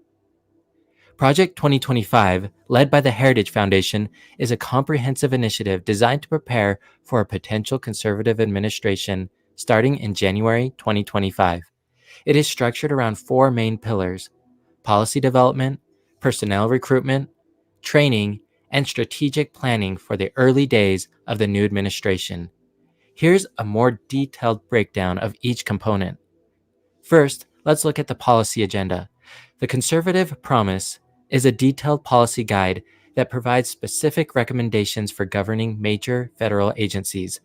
The guide encompasses conservative solutions to various issues, including economic policies, healthcare, education, and national security. It is intended to serve as a blueprint for the next conservative administration, ensuring that key conservative values and strategies are implemented effectively from the outset. The second pillar is the personnel database. Project 2025 includes a comprehensive personnel database aimed at identifying and vetting potential appointees for various positions within the federal government. This database seeks to ensure that a future conservative administration has a pool of qualified, ideologically aligned individuals ready to fill key roles. The recruitment efforts span across different sectors and backgrounds, targeting experienced professionals who can execute the administration's agenda efficiently. The third part is the training through the Presidential Administration Academy. To prepare the identified personnel for their roles, Project 2025 has established the Presidential Administration Academy. This academy offers a range of training programs, including workshops, seminars, online courses, and mentorship from former administration officials. The training is designed to equip future administrators with the necessary skills and knowledge to implement conservative policies effectively. I never said I didn't like her. I don't know her to like her. I don't know what her policies are to have an absolute opinion on what I think she would be like as a president or even as a presidential candidate, because she didn't run to be the president. She became the presidential candidate by default, which is not very Democratic-like. Since y'all talking about, oh, that's very Republican, it is not very Democratic like that. We, the people, didn't even get to choose our Democratic candidate. How about that? How about those apples? So we don't know what the hell her policies are or what she's going to run on. She is where she is by default. We've not seen her do any interviews. I've not seen Kamala do any sit downs. I have no idea what she got going on. All I know is that everybody that looks like me, because we want to be included and inclusive so badly, we're so desperate and thirsty to one drop rule everybody into the crew. We want to be seen. We want to be represented so badly. It's really sad. It's desperate. And I hate that for us because she does not resonate with me and you, Kiki. She does not see herself in you. She don't see herself in us. That is an Indian woman. That is a South Asian woman. That's how she sees herself. That is how she identifies culturally. And there's nothing wrong with that. I think that's beautiful to be who you are and to love your roots. I think it's beautiful that she, is so like inspired by her mother. And when she walked along the beaches in India, she got inspired. I think that's amazing.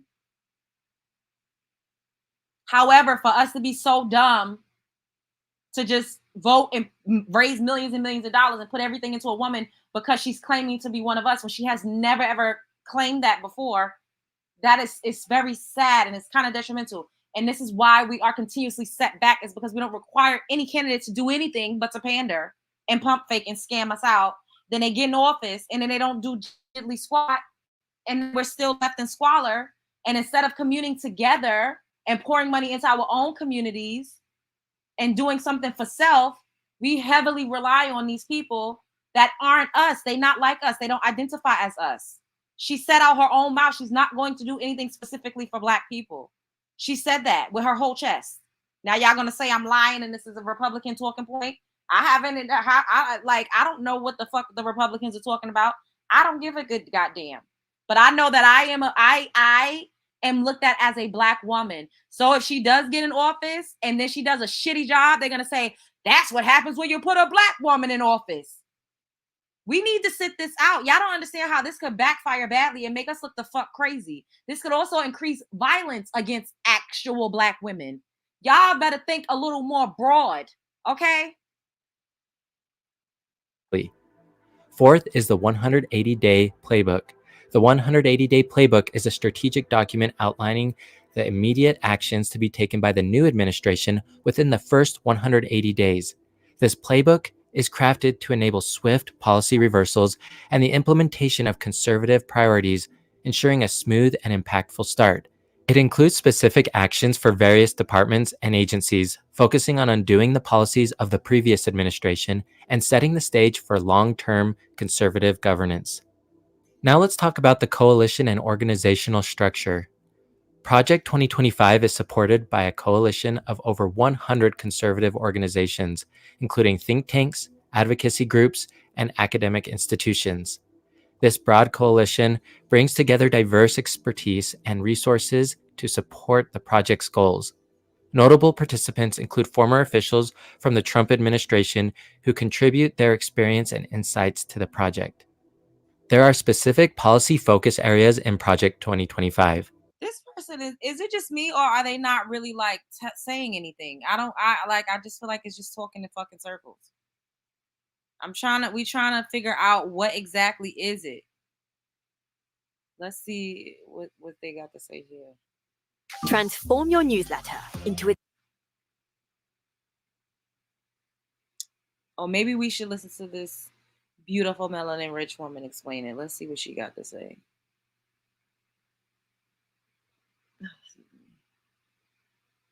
And for the first 180 days of a conservative presidency. Wait, let's go back. Project 2025, the conservative leadership mandate, is literally a 900-page document that details the plan for the first 180 days of a conservative presidency.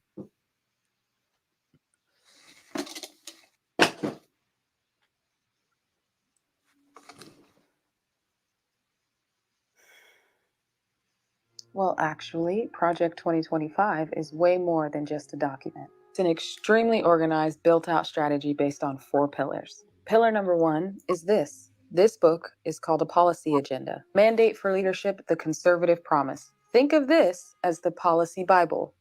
I did not come up with that name. The entire book's sole purpose is reshaping federal policy and shifting societal norms in America to align almost exclusively with conservative values. Pillar number 2 is a personnel database where conservative scholars, academics, and policy experts are being compiled. Think about this pillar like a conservative-only LinkedIn. The authors of this policy set a goal to have at least 20,000 recruits already built into the personnel database as a way to have a readily available pool of ideologically aligned people to pull from when it comes to filling all of the positions that they plan to create, fill, or vacate when taking the reins of the government. Again, these are their words, not mine. And they're doing this as a way to streamline the confirmation process. Make sure that there are zero hiccups. Pillar number 3 is their Presidential Administration Academy. It's an online educational system of training programs specifically for those potential employees under the role of a conservative president. Again, the goal here is speed. They want the ability to just plug and play. Pillar number 4 outlines the transition plans in a 180-day playbook. The 180-day playbook is driven by the policy agenda itself. And so if the policy agenda is the guidebook, then think of the 180-day playbook as the roadmap. These 4 pillars together are what makes up Project 2025. Okay, thank you. Now I know what Project 2025 means, Deja, but why should I even care about this? What does a conservative promise even mean? Why are you bringing this up? Well, my curious friend, I'm glad you asked. The average age of an empire is 250 years. Can you guess where we are on the calendar? It's okay. Pause this video for a second and do some math from 1776. And then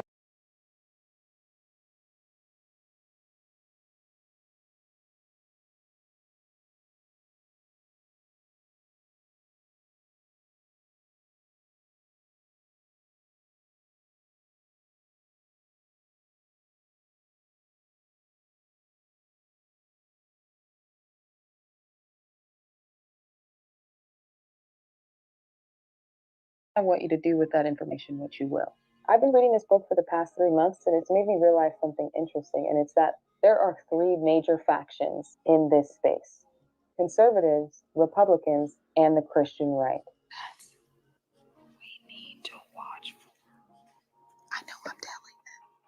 That's who we need to be afraid of. They are all different, and it's important to note that they don't always agree, but for the most part, the purpose of this project is to make sure that everyone who identifies with conservative values, meaning on a basic level they share advocacy for limited government, upholding traditional values, supporting national defense and free market principles, is aligned with the 4 conservative promises that are made in this book. The project itself is spearheaded by a conservative think tank known as the Heritage Foundation. Chances are, if there's some major conservative push for a form of legislation, you can bet your bottom dollar that the Heritage Foundation has their hands in it. Everything is in here. They liken transgenderism to pornography and go so far as to say that anybody, even teachers who are distributing types of media that detail this type of pornography, should be jailed and registered as sex offenders.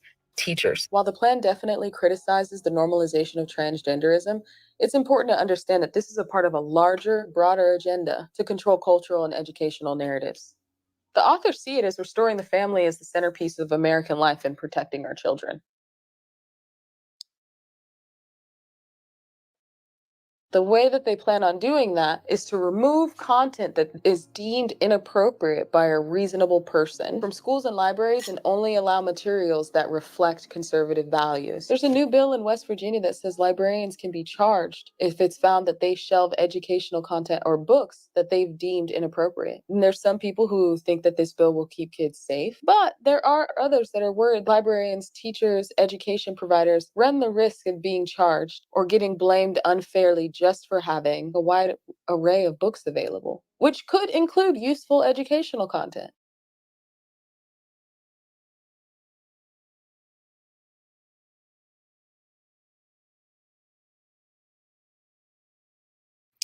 I'm a little on the fence, you guys, because I've seen videos where they've had extremely inappropriate books detailing extremely graphic sexual things in elementary schools.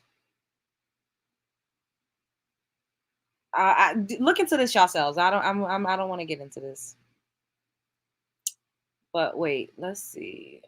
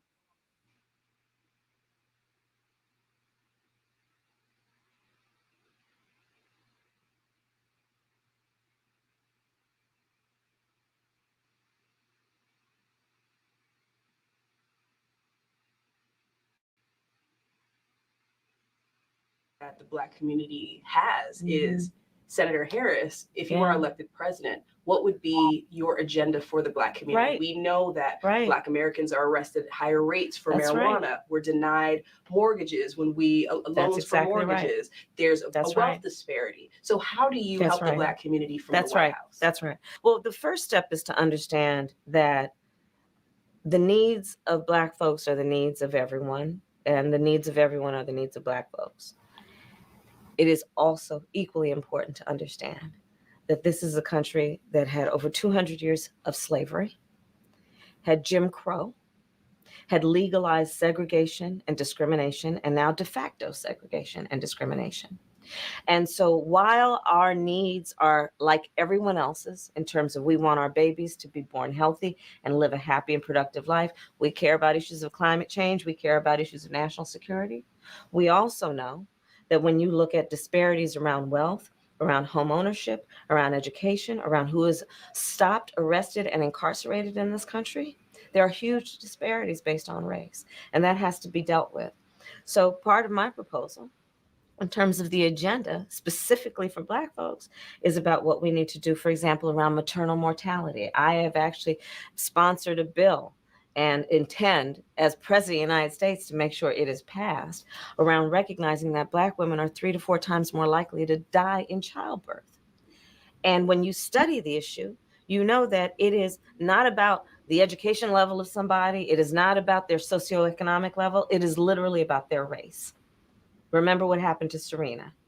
It is literally about racial bias in the medical health professions that cause people to not take Black women seriously when they walk into the door of that hospital or that emergency room in terms of how they talk about what they need.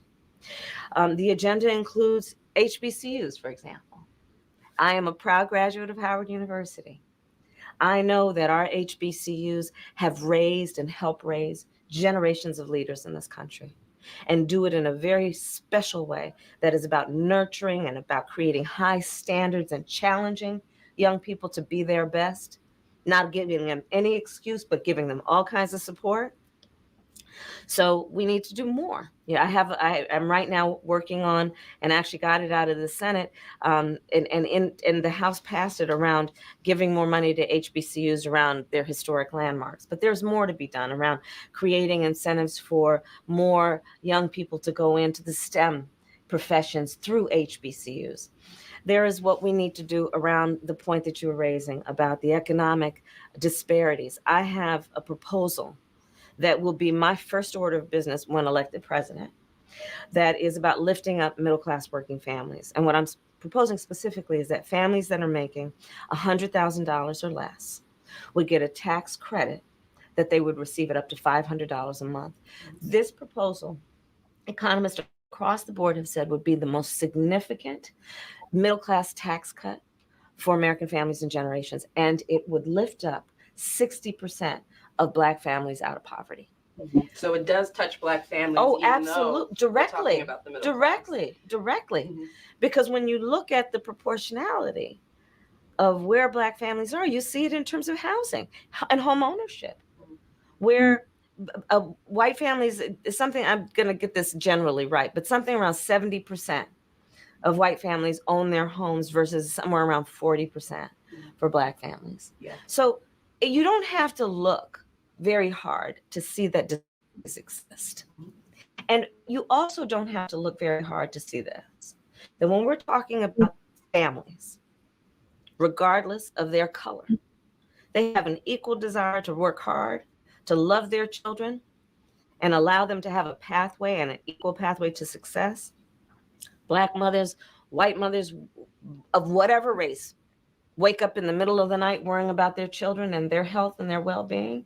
And we need to address that. But I will say there's another issue that we need to address that's specific to Black families. And that is this.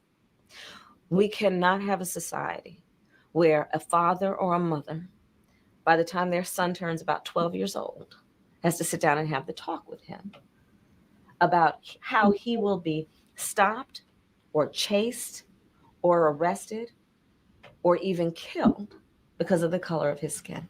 And so how do you intend to change that from the White House? How would you change policy around that? Part of it is that The president makes a decision about who's going to run the United States Department of Justice. Currently, under this administration, they have shut down the pattern and practice investigations that involve investigating police departments that have a pattern and practice of discrimination. Those need to be reopened and revived with vigor, because no American should want that a police department that has a history and a pattern and practice of discrimination should be able to get away with that without consequence and accountability. Another issue is what happens through the Department of Justice around consent decrees, which are basically a requirement that police departments that have a history of that kind of behavior, they're under a court order for supervision. This Department of Justice has essentially shut those down. Right. First order of business would be to revive those. There was another part to this, but I don't see it. Let me see. I guess when she saw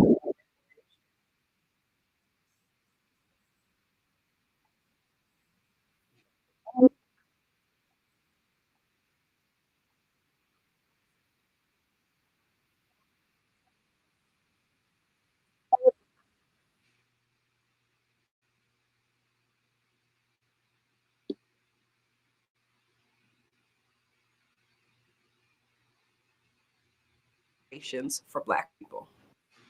Do you support reparations for Black people? Well, listen, again, we had over 200 years of slavery. We had Jim Crow for almost a century. We had legalized discrimination and segregation, and now we have segregation and discrimination that is not legal but still exists and is a barrier to progress. We have disparities around housing. We have disparities around education. We have disparities around income. And we have to recognize that everybody did not start out on an equal footing in this country. And in particular, Black people have not. And so we have got to recognize that and do something about that and give folks a lift up. That's why, for example, I'm proposing the LIFT Act. Give people who are making $100,000 or less as a family a tax credit, which will benefit and uplift 60% of Black families who are in poverty. So by default, it affects Black families, but there's not a particular policy for African Americans that you would explore.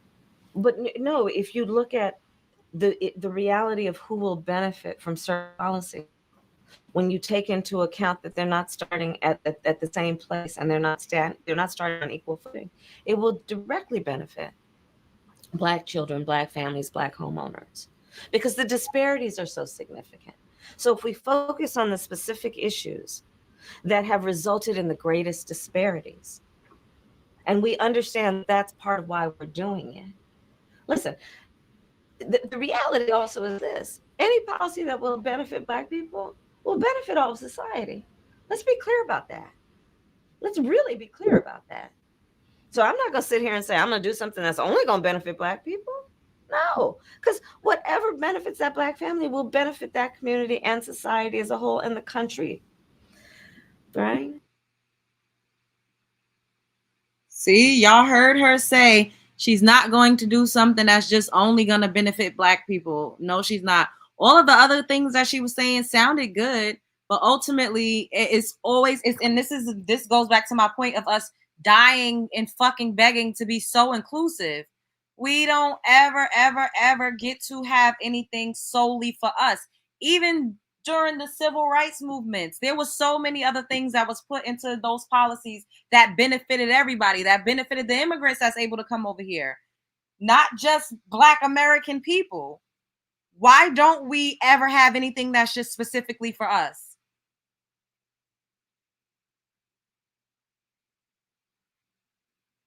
Why not?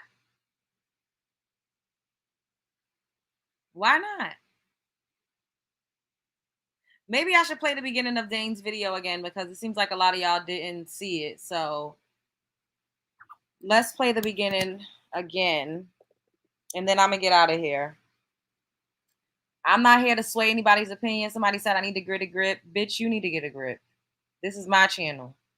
Go and talk about what you want on your own channel. I could talk about whatever I want to talk about on my channel.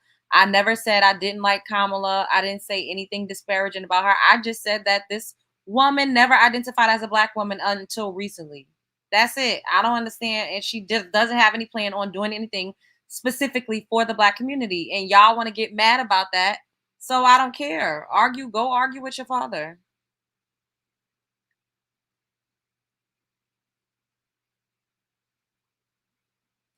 Get off Storms, Dinky. By the way, bitch, I'm blocking you. Fuck you and your mother, bitch. Fuck out of here, bitch.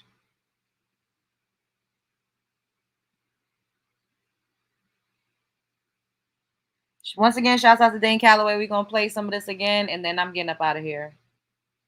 True distinct pleasure to introduce the first senator, and I'm not going to say this, the first senator of Indian American heritage in the history of U.S. Senate.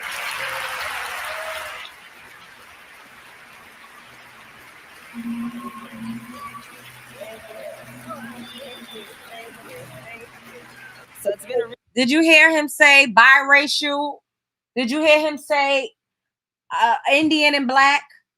Did you hear him say the first Black American senator? No, he said Indian American because that's how she was identifying. Y'all getting so mad at me. Get mad at Kamala for identifying as Indian. I didn't make this up.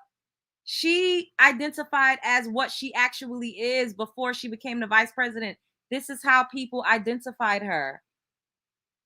It is my true distinct pleasure to introduce the first senator, and I'm not going to say this, the first senator of Indian American heritage in the history of U.S. Senate.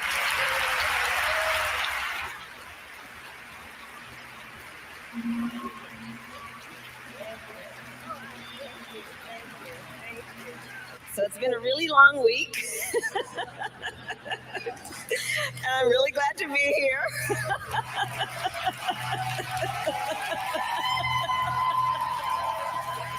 What you said? I'm a coward. What the fuck are you talking about, Ja? Who a coward? You talking about yourself?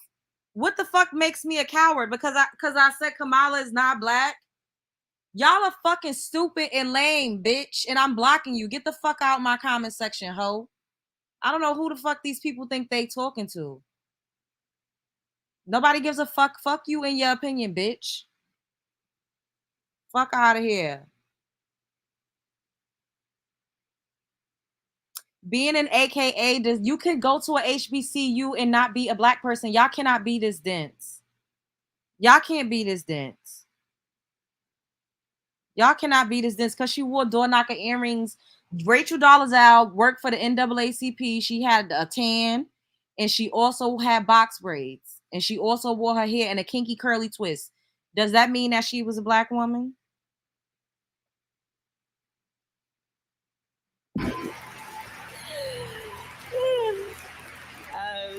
But I want to thank you and my. Why are you telling me to let her be mixed? She's the one that's now saying she's Black. She's not saying I'm a mixed woman. Everybody's saying she's Black. No one is even really saying she's mixed. She always said she was Indian or South Asian, so let her be Indian and South Asian as she's been claiming. What is wrong with y'all? This is fucking scary.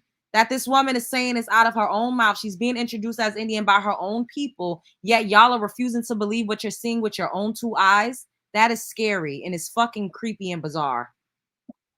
Chitti is here, my mother's youngest sister.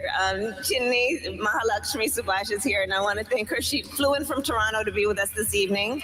Please, Chitti, will you wave?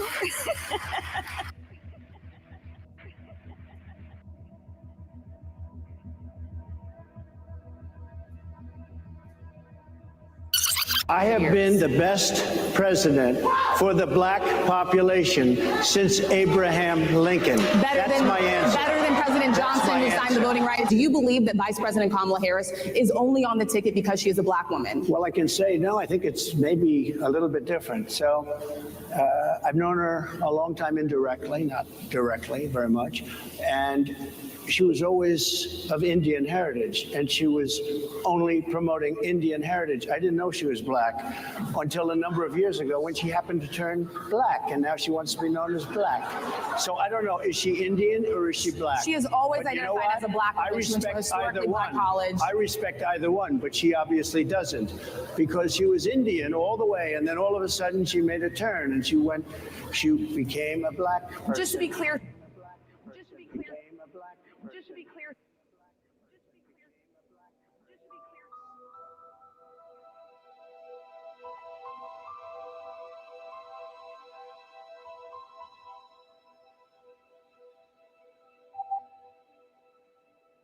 Her mother's race is Caucasian. Color or race is Caucasian. Color or race for father is Jamaican. But being Jamaican is not a race. That's a nationality.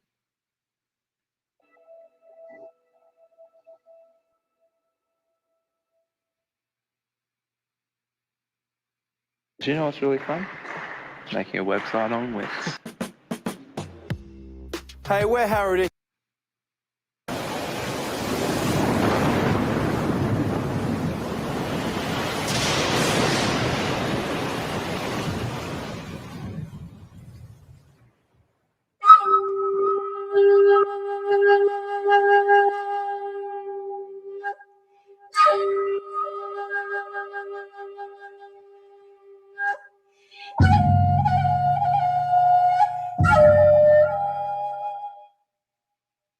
The former president's comments yesterday to the National Association of Black Journalists, where he said that Vice President Harris is, quote, all of a sudden black. As a father of 3 biracial children, did those comments? It's totally reasonable to call out the fact that she pretends to be somebody different depending on the audience she's talking to. But I mean, what we know in particular when you're talking about the South Asian community, we're talking about the Indian community more specifically, it is a growing community in the United States in terms of its voting bloc, in terms of its participation. And I think the party knows that and knows that this is part of our collective community, and there needs to be outreach and inclusion. And certainly you could become the first Indian senator in U.S. history, which would be quite an accomplishment. Knock wood. Kamala Harris, Attorney General. Did she correct him and say, no, I'm black. No, I'm mixed? No, she did not. She said, yes, knock wood, because she wanted to become the first Indian senator. What is wrong with y'all? She's saying this herself. I don't even got to say shit. This is what she's saying. Y'all don't hear what this woman is saying or how she's being presented? Y'all can't be serious. This is really sad. The groupthink has y'all minds like a fucking pile of mud. Kamala Harris, California's Attorney General, has also made history, becoming the first Indian American woman to be elected to the U.S. Senate. Harris has entered the Senate race after Barbara Boxer announced her intention to retire. The Democrat became an early frontrunner in a crowded primary field. She was born in Oakland, California, is the daughter of an Indian mother who emigrated from Chennai in 1960 and a Jamaican American father. Black woman. Okay, that's fine. I agree with that. I agree with that. But is she African American? No. But is she African American? There's a difference. There's nothing wrong with that. No one is trying to take anything away from her. Let's go down into her lineage. I think you're falling. I think you're falling into a trap of that. All she had to do was say, "I am black, but I'm not African American." That's it. I'm not falling in a trap. I'm not falling in. Let me finish. Hold on. I'm not falling into a trap by that. When Cruz, this is not about Ted Cruz. You're changing the subject. But you know what? We cannot. It was hypocrisy. I'm not changing the subject. Yes, you are. This is fucking stupid. This black woman is going so hard to claim a woman that does not identify as her. And this is how a lot of y'all look in this comment section. Kamala Harris does not identify as a black woman. She's pump faking and pandering right now for votes. I never said I didn't like her. I'm a black woman. And I feel like we need to do a better job but at like gatekeeping our fucking likeness. Because guess what? If this whole shit goes bad, they're going to say black women ran the country in the fucking ground. Y'all better open y'all's fucking eyes. This is not going to, if this does not work out and turn out to be good, it's going to be a target on black women's back. We already are at the fucking perceived bottom. People already say that we're the least protected. You think that this is going to play out in our favor? Caping so hard for a woman that's not going to do anything specifically to protect us? Y'all are fucking crazy. It's a sickness. She's a black woman. I don't know what you want. Cruz. Okay. Indian Americans for 16, please. The daughter of Indian and Jamaican immigrants, she was elected to replace Barbara Boxer in the Senate in 2016. Andrew? It was Harris. Kamala Harris, yes. Indian Americans 2000. Okay, so what we're going to cook today is an Indian recipe. Yes. Because you are Indian. Yes. Okay, and I don't know that everybody knows that, but I find that wherever I go and I see Indian people at the supermarket, on the street, everyone's like, you know, Kamala Harris is Indian, right? It's like our thing we're so excited about to have you running for president. Yeah. So we're both Indian, but actually we're both South Indian. Yes. You look like the entire one half of my family. Okay, thank you. You do. I've been telling people You we're do. related already, so this is perfect. It's basically true. My mother, who raised me and my sister. Just when you thought it couldn't get any better, we're rolling out 3 new features on Beehive. First, Was a proud woman. She was a brown woman. She was a woman with a heavy accent. And her mother, Shamla Gopalan, was also the biggest influence in Kamala Harris's life. The answer is absolutely yes, Joe. After the big announcement, Harris's sister wrote in a Twitter post, "You can't know who Kamala Harris is without knowing who our mother was." In 1958, a precocious 19-year-old Indian, Gopalan traveled thousands of miles from her home and family to pursue a doctorate in nutrition and endocrinology in America. She soon became an active civil rights crusader while studying at UC Berkeley. But once she went there, she almost felt free. And she took part in politics. She used to bring a whole series of literature, leftist literature from Karl Popper's, he was a great philosopher. In her book, Harris says, "There is no title or honor on earth I'll treasure more than to say I am Shamla Gopalan Harris's daughter." Harris's visits to India with her mother kept her... I ask myself. Who is saying I'm not 100% black? Bitch, do you know me? At the end of the day, I am a monoracial black woman. You can look at me phenotypically and tell that I am a black person. Like, shut up. Would Amma approve of this? Kamala in Hindi, accompanying her mother, or when the grandparents would visit them in America. I stand before you as the first candidate for Vice President of the United States of South Asian descent. Our dear friend. Did y'all hear what she just said? Did y'all hear her? She said of South Asian descent. She did not say of Black American descent, of Asian and Jamaican descent. She didn't say that. She said of South Asian descent. Like, what is wrong with y'all?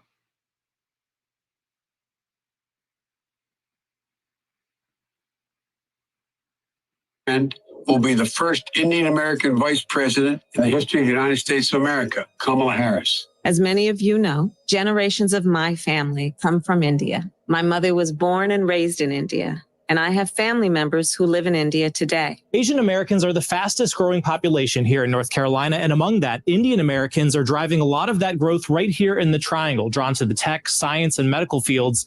Now, some are hoping to see Kamala Harris make history as the first South Asian in the highest office in the country. Lachey, being Jamaican doesn't inherently make you Black. Jamaica is a country, which equates to your nationality. It doesn't mean that you are Black. You could be Jamaican, but you could be racially a Chinese person. You could be racially an Indian person. You could be racially a Spanish person and be from Jamaica. Her father, from what we all know, is Indian and Irish, but he is a Jamaican by nationality, not by race, because being Jamaican isn't a racially profiled type of thing. Senator Kamala Harris will be the first person of Indian heritage to be nominated for vice president on a major party ticket. The first Indian American woman to be nominated as a vice presidential candidate in America. All right. Vivek, I want to give you a chance to react to that. No doubt it's going to get attention. It already is. Yeah, so look, on a very personal level, parents were immigrants to this country, legal immigrants from southern India.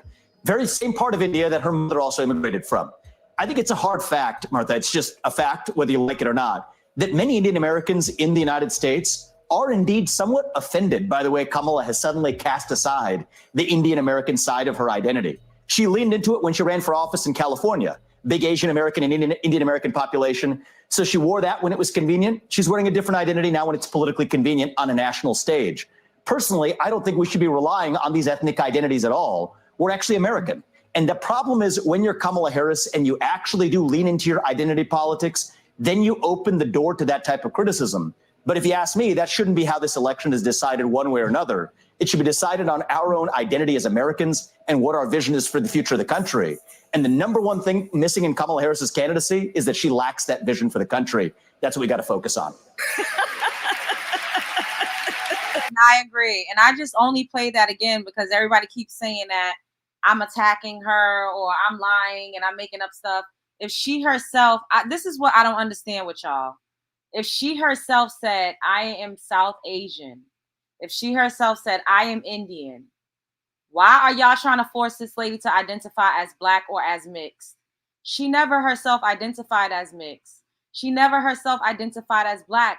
She's identifying as Black recently because it's a default setting. The people started calling her Black because Black people are so desperate for representation and they're so desperate to uphold the one drop rule.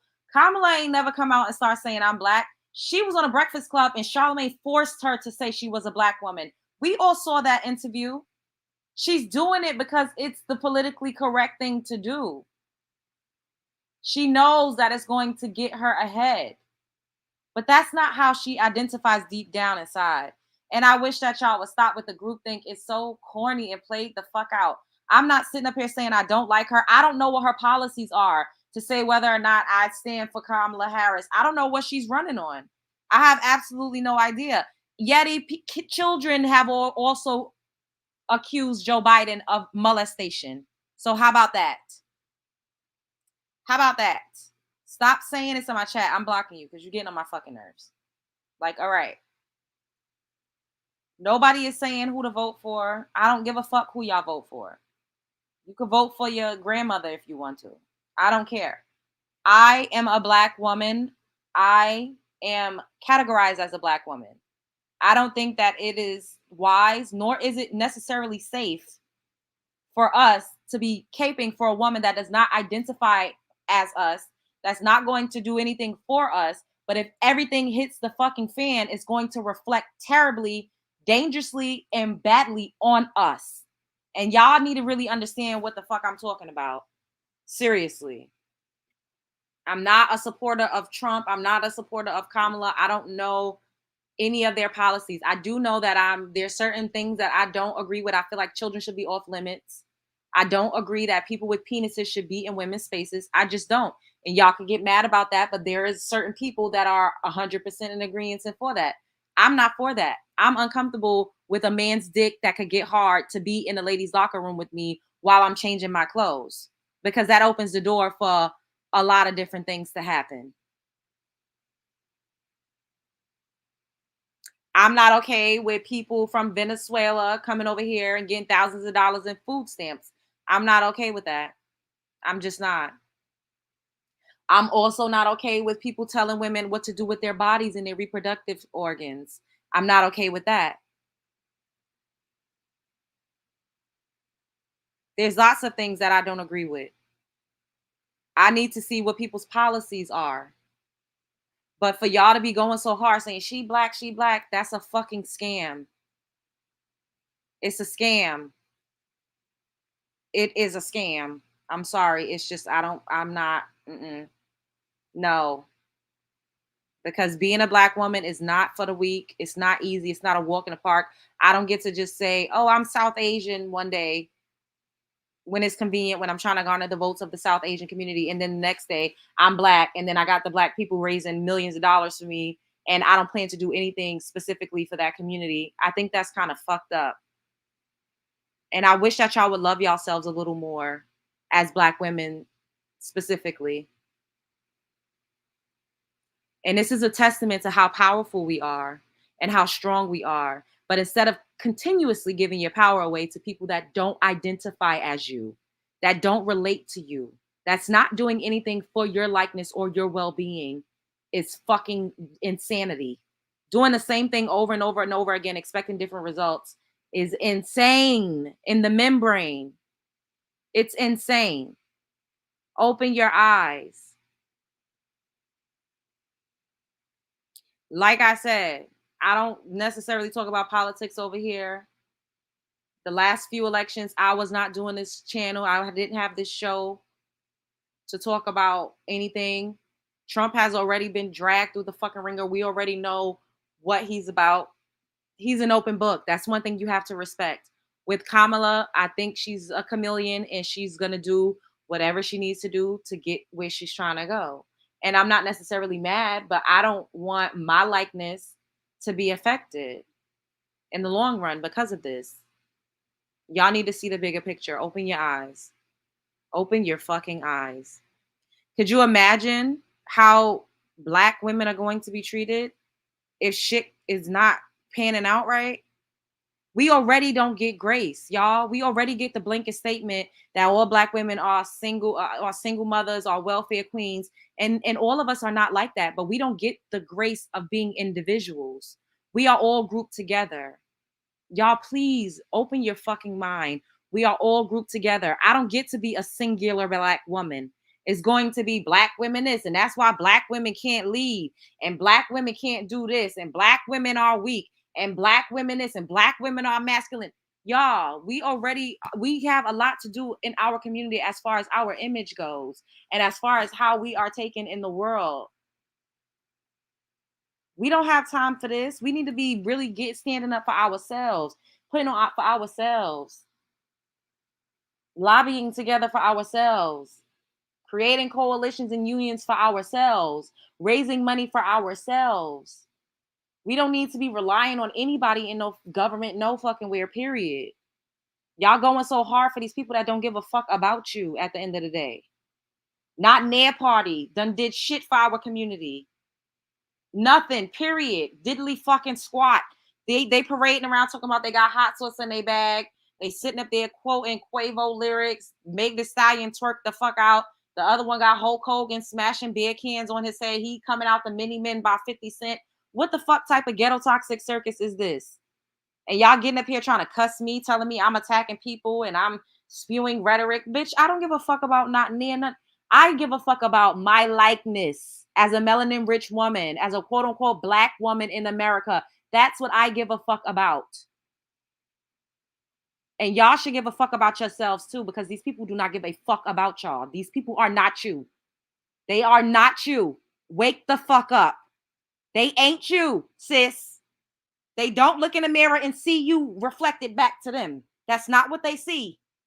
It's a hard pill to swallow because you don't have a lot of representation. And you don't because you keep allowing everybody to co-opt your motherfucking likeness. You keep allowing everybody to co-opt your motherfucking likeness. Men is out here co-opting your likeness too. Woo! Woo! Wake the fuck up. Wake up. Well, one of them will be president. Well, maybe we should stop leaning so much on gender and race and actually look into policies and actually require somebody to stand the fuck up and ask the tough questions and get together and create bills and create laws and create policies that we would like for them to implement. Maybe we should focus on that instead of just getting behind people that's pandering. Because whoever's going to win, whoever we're going to vote for during this campaign trail, clearly we hold some type of power. So why don't we actually use our power instead of arguing back and forth about a bitch I don't mean to call her a bitch like that, but about a woman that clearly has said time and time again that she's not you. Just accept it. Accept it. She's not you. You're not her. Please accept that. Please accept it. I know it's hard and it makes you sad and you want to cry at night that you can't be Meghan Markle and you can't be Kamala Harris and you can't be Halle Berry. I know it makes you want to cry at night. But if you put on a little more for yourself and you pour a little more into your actual likeness, then maybe we could get something happening for us. Whether it's Trump that wins or Harris that wins, instead of just requiring people not to do shit but show the fuck up and act like a Black woman today, or show the fuck up and I don't know what the fuck Trump got going on. I really don't fucking know. But I do know that I do not agree with corrupting the minds of children. I don't agree with men with dicks punching women the fuck out, playing contact sports with women, going in the bathroom with a hard ass dick, going up in the jailhouses with a hard ass dick, getting all of the female inmates pregnant. I don't agree with that shit. I don't. I don't want a man with a hard dick in the bathroom with me. I don't. I feel like they should have their own spaces. And I think that everybody deserves to live however it is that they see fit as a grown adult person. I don't believe that if a child comes to you and say, hey, I'm a cat, that you should fucking start gluing fur to their skin and give them some whiskers and allow them to lick out of a fucking bowl on the floor. I don't agree with that. I don't agree with it. I just don't. Now, y'all can say that makes me whatever the fuck you want to say it makes me. I'm a human person. I don't agree with people trying to change, reclassify, regender, and rename me. I'm not into that shit.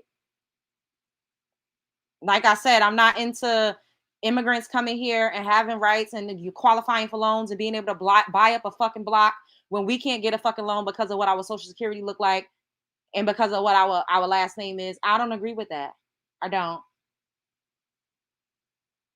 I'm not into it. I think I need to say what I got to say it again. I also don't agree with anybody trying to dictate what I do with my reproductive system. I don't. I don't agree with inflation. I'm not here for it. I'm not.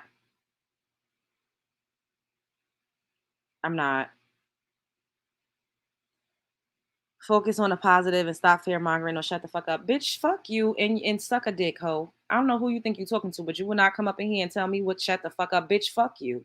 Bitch.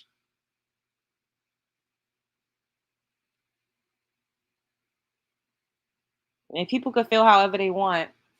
Leave kids alone. Leave my fucking coochie alone, bitch. Don't force me to be in anywhere intimate spaces with dicks. I don't want to be in intimate spaces with dicks. Leave my coochie alone. Don't force me to be in intimate spaces with a bunch of dicks around. Leave the kids alone. Stop raising the fucking price of milk, bitch. It's so expensive. I go to the supermarket. I wish I had some motherfucking food stamps. Bitch. Do not be giving out public assistance to illegals. I'm not here for it. Come here legally.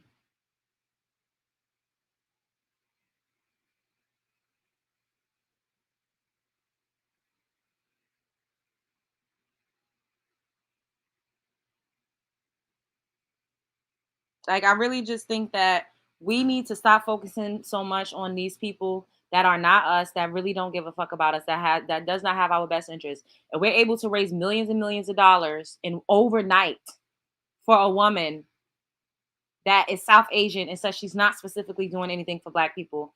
Then think about what we could do if we actually poured into ourselves.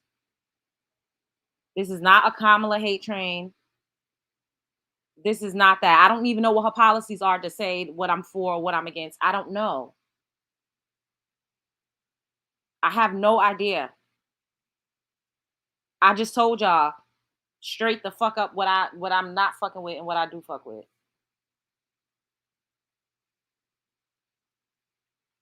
Straight up.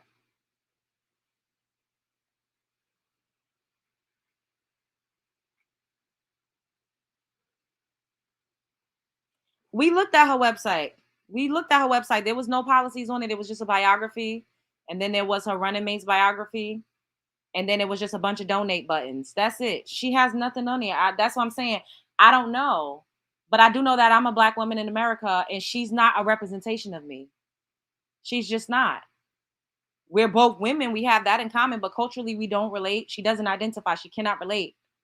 And y'all are going to get y'all hopes up and y'all going to get let down when if and when she gets in that office, because y'all got to understand she's already in office. I don't understand how that's going over y'all's head. Kamala Harris is already in office and y'all can't say the vice president has absolutely no say. She has enough wiggle room to help enact some type of policy, to help use her voice for some type of change. She has enough wiggle room to do that. She could even come out and just speak out against certain things that's afflicting us as a community and as a collective. Because if I was the fucking vice president, bitch, and I could go and do an interview, even if I can't write out a policy and sign an executive order, I would sit down and we would talk about things that is afflicting Black women. We would talk about the Black femicide rate. I would talk about these things. She's done interviews as the vice president. What has she interviewed? I don't know what she sat down with Keke Palmer and talked about silk pressing her hair. I don't understand.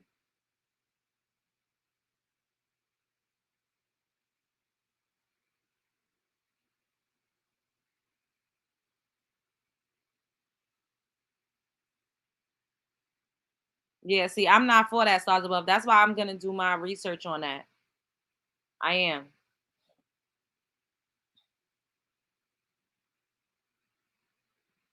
Exactly.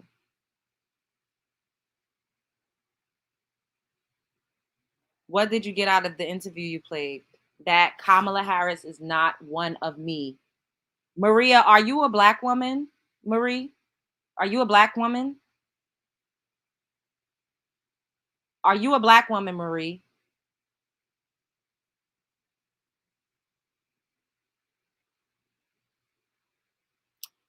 She does not have to speak out against him, Keke. Nobody says speak out against the president.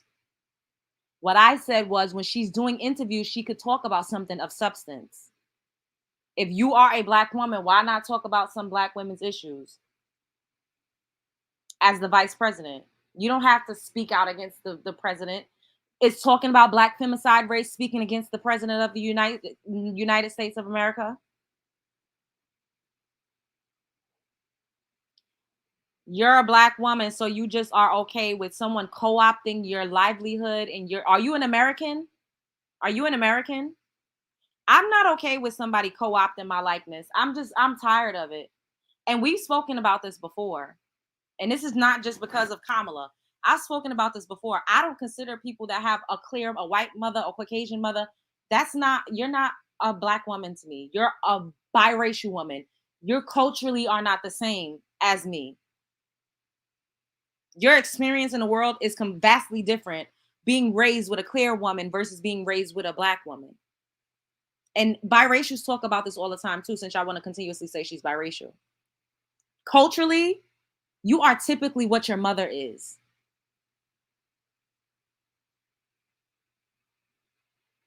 This is not an issue for the election.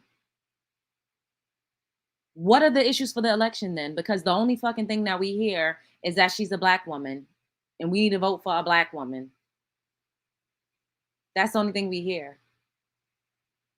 See, you keep moving the goalposts, Keke. I see how you operate. You keep moving the goalposts because you have to it's confirmation bias. You have to be right. You cannot, you keep moving the goalposts. And that's okay, Keke. I'm not telling y'all who to vote for. I don't give a fuck who y'all vote for. I'm just not here for anybody co-opting my lived experience and somebody that could just code switch. I'm not here for it. I'm just not.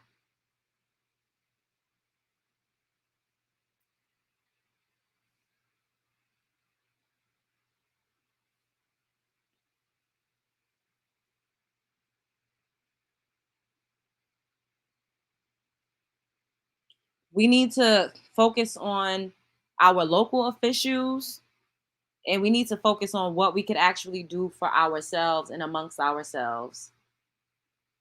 Why are you donating thousands, hundreds, and billions and millions to somebody that's not going to represent you, like, at all? Yes, Keke, exactly. Can you share what Kamala's policies or ideas are? I say the same to Trump supporters too. Keke, what are Kamala's ideas and policies? Like, why are you such an advocate for Kamala? Like, what are her ideas and policies that you stand behind? So Keke, what's her ideas and policies that you stand behind?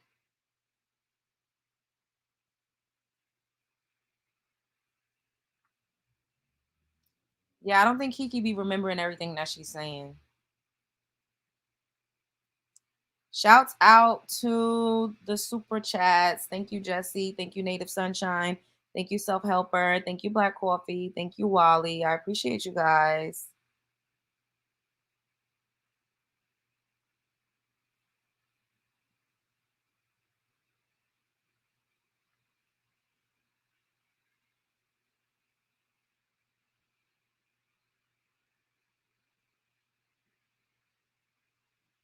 I do. What are her policies that you agree with?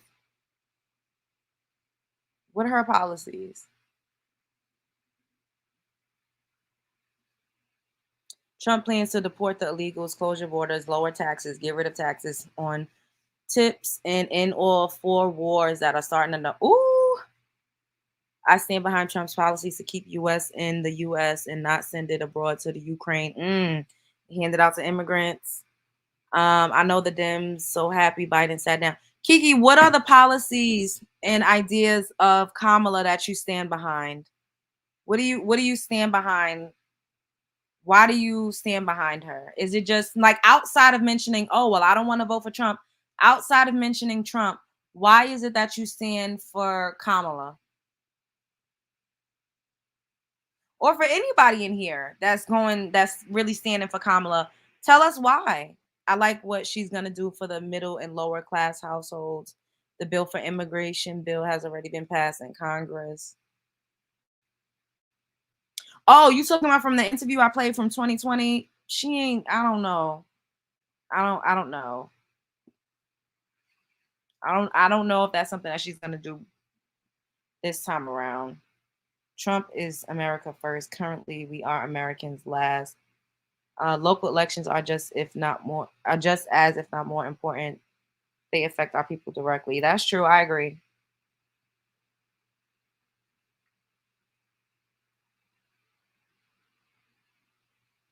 Not play deport them. I cannot. The only one I saw of Kamala ideas was something to do with corn revenge. She wanted to change the name of it and call it something else. I support the social issues in the Democratic Party. What are the social issues? The social issues that I've seen so far have a lot to do with transgenderism. Yeah, I don't know. Democrats just approve benefits. Yeah, and then they're giving out money to Ukraine. Like I see that a lot. Kamala is second in command of this country right now and has been for almost 4 years and has done nothing for us Americans. My children are biracial as well, and that's how they identify. It all depends on how you grow up, who you grow up with, and mine have always been around both sides. Okay, I love that because they are biracial.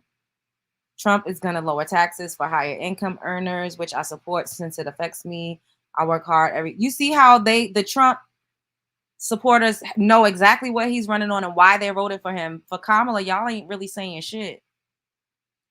Women are about to lose their rights under Trump and Project 2025. America first with no women's rights. I don't want to vote for Kamala either. Okay.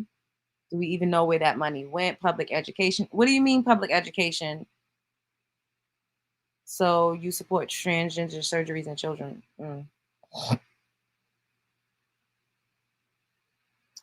Well, I guess it's safe to say that we all have to wait to see what Kamala's policies are going to be and what type of platform she's actually running on, because we don't know.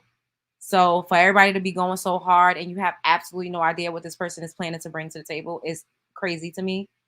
But that goes to show, and it just further proves my point, that you all are doing it under the guise that she is a woman and she is a perceived Black woman. And I wish that y'all would just be honest about that. And that is the purpose of this live. And this is what someone said, oh, what's the purpose of this live? That's exactly it in a nutshell. That part, bombshell. This is true too. Abortion rights are a state issue. It is. And that is already enacted. I don't think people don't get that. That's already going on right now. In Texas, you cannot get a termination. You cannot get a termination in Texas. There's a few other states where you cannot get a termination done. All of these things that y'all are complaining that y'all don't want is already happening. Anybody but Trump and them, even if Dems want to make it federal law, they can't. Roe versus Wade got overturned under Biden and Kamala. Ooh. No, but I don't agree with giving money to Ukraine. Yeah, that's messed up.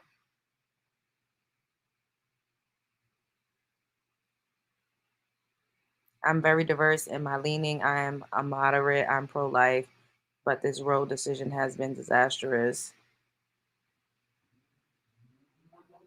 I don't stand with Kamala the chameleon. Democrats only defend the opposite of what Trump does, which is why they would lose. The people in the middle will make a difference, not the people in their base. I mean, I guess we will see. Like, I'm not against her. I don't know what she stands for. I don't know what her policies are to even say what I really think. Like, I'm just solely speaking from what I do know and what I have heard. Trump has said in many interviews he will not ban termination. I understand the problem with termination, but as a married mother, termination policies don't affect my family. I feel you. Some people I have heard say they voted for her because she was second in charge and a part of the Biden administration. They fight for loan elimination, tax credits for middle and lower class. Women are unalivened because of this Roe thing. Yeah, but like someone stated, that happened under the Biden-Harris administration. That didn't happen. Trump has nothing to do with that. I think that's going over everybody's head too.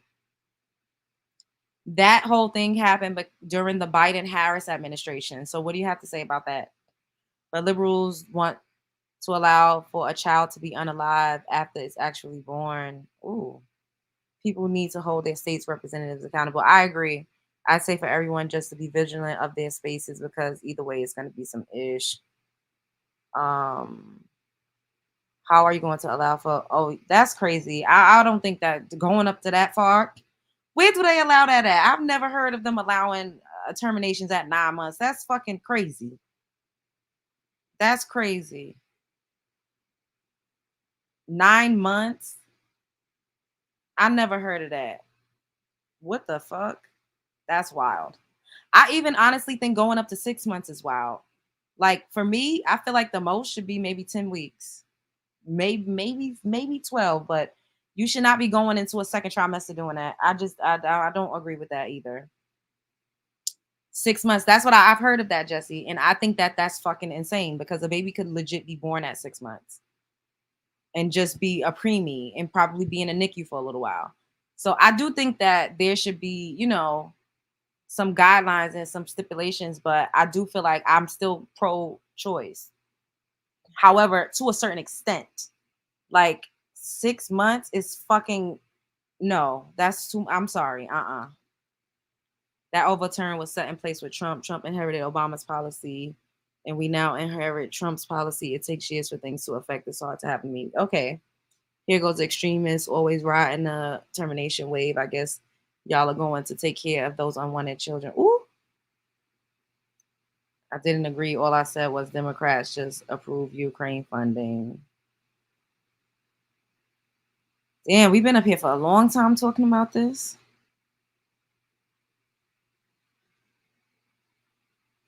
I need to go wash my face, take a nice shower. As part of population, there's talk of unaliving the baby after birth. That's terrible. And when the mom life in danger, it is not called an unaliving or billed as one because that's a procedure done by the OBGYN. I had one at 14 weeks. I didn't know I was that far along, but I knew pregnancy was having a child was for me. I don't regret. And I'm not mad at you. You did, but read it. Okay. What laws allow for women? That's what. Now I know I've heard of a woman doing that at 6 months before. I have. I can't lie. But 9 months, no. And the women that I've heard of doing that at 6 months, this was years ago. This was in the 90s. I have not heard of anyone present day even being allowed to do that. I have not. I'm very pro-life, but women are having miscarriages and don't get a DNC. This is a technical termination. Women are unaliving because of this. More lives like this. Okay, Serenity. People wanted me to do a call and talking about, oh, if she not a coward. Like, bitch, this is not for y'all. I'm not debating with y'all. Fuck out of here. I don't got time for this. I'm not into politics. That's not what this channel is about. But this is something that's going on, and we do discuss pop culture. And everyone's been asking me to talk about these things. So I just was like, okay. Once again, I love Dane Calloway's videos. I love the way he edits. I think he's very informative. He does not do his videos based off of emotion. He legit does his videos based off of facts. I legit played y'all videos from Dane Calloway where you saw Kamala Harris saying out of her own mouth, South Asian and Indian. You saw people introducing her as such. You saw her agreeing to it. Nobody said, oh, I think she's not black because of so-and-so. He showed a copy of her birth certificate. Mom listed as Caucasian, dad listed as Jamaican. We all know that being Jamaican isn't a race, it's just a nationality. You could be Jamaican and be anything else. This is a great discussion. Thank you. Subscribe to the channel if you are not subscribed. Subscribe to the channel if you are not subscribed. And a lot of immigrants are listed as Caucasian Serenity. I had a guy that I was dating. He was beautiful. He was so beautiful. He was from Senegal. He was the darkest brown I had ever seen. He had these beautiful white teeth. He was gorgeous. His body was fucking shredded. Like he was just beautiful. And I looked at his passport. This was years ago, like in 14, maybe 2015 or something like that. And under race, it said white. And he was dark as midnight. But his race said white. And I was like, why does your race say white? And he was like, I don't know. White, y'all. And this was a super dark chocolate, beautiful, brazen African.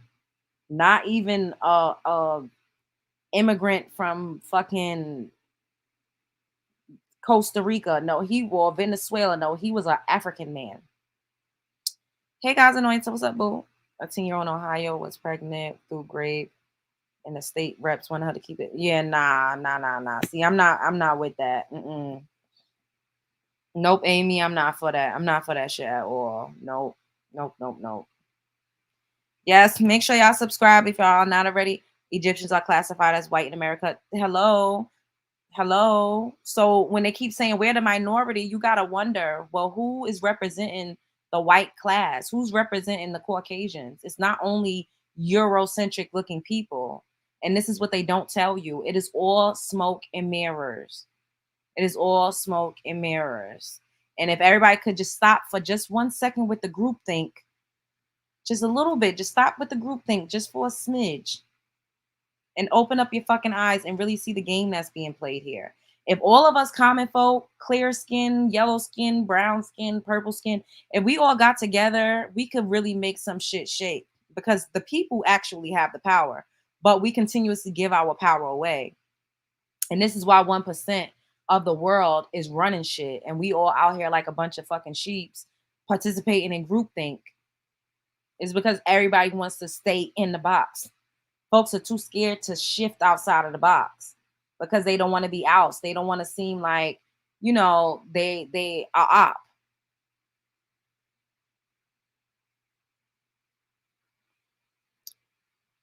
Kamala is fighting for women's rights and LGBT freedoms as well. Okay. Middle Eastern and Arabs don't have a race or class. Wait, what you said? They either check other or Caucasian. A lot of them check Caucasian. Her father is mixed black and white. Her father is Indian Irish. His mother was Jamaican. His father was a white slave owner. She is clearly leans more towards the Indian side because of other race. Yeah, exactly, Bello. Culturally, that's how she identifies, and there's nothing wrong with that. Well, while folks let other people in their race in order to go against black people. A guy I dated from Syria, his passport said he's Caucasian as well. Exactly.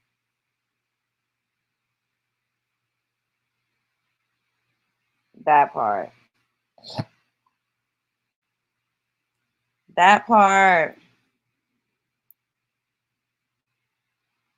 So did you guys enjoy this?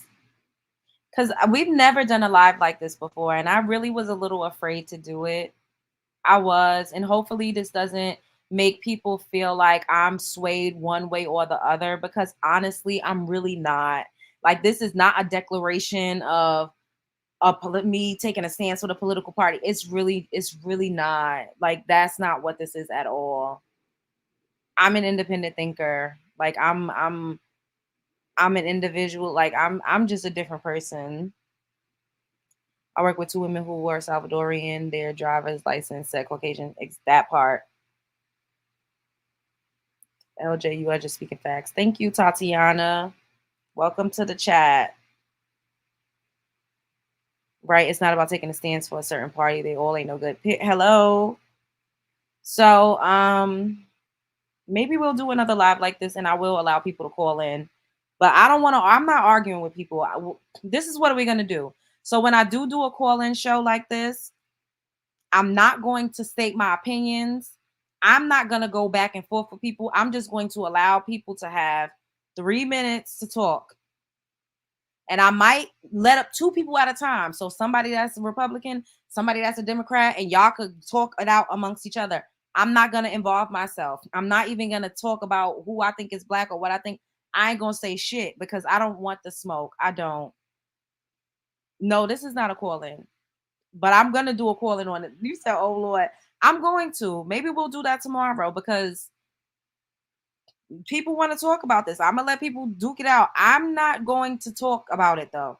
And I'm going to tell y'all that. But when we start, I'm going to be like, this is a disclaimer. I'm not getting in this, but I'm going to open up the call lines. If you are a Trumper, if you are a Harrister, and y'all want to call in, I'm going to let somebody that's blue call in. And I'm going to let somebody that's red call in, and y'all can talk about it. And y'all got 3 minutes. And then I'm going to drop them down, and I'm going to let somebody else come up. We could do that. But as for me, I'm independent, period. Hey, Annette, what's up, boo? Synthero, I hope I said it right. I agree. Right, I think that's a great idea. That's what I was thinking, let people speak. Exactly. It could be argued. Exactly, Lachey.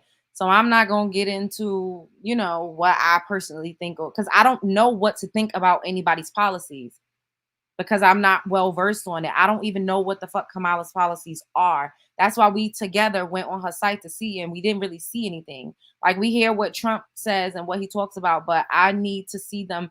I want to see it laid out, like what they plan on doing. I always vote third party just because I need a multiple party system. Yeah. Yep. I also want to come back and I want to talk about the sit down that Candace Owens did with Ray J and the trans woman. I've been wanting to talk about it, but I'm like, I know that it gets nasty over here. The few times that I did talk about it, but I want to talk about it. So maybe it's so long though for us to like react to the whole thing. Maybe I have some clips that I saved, and we'll look at some of those clips. And yeah, we got a lot to get into.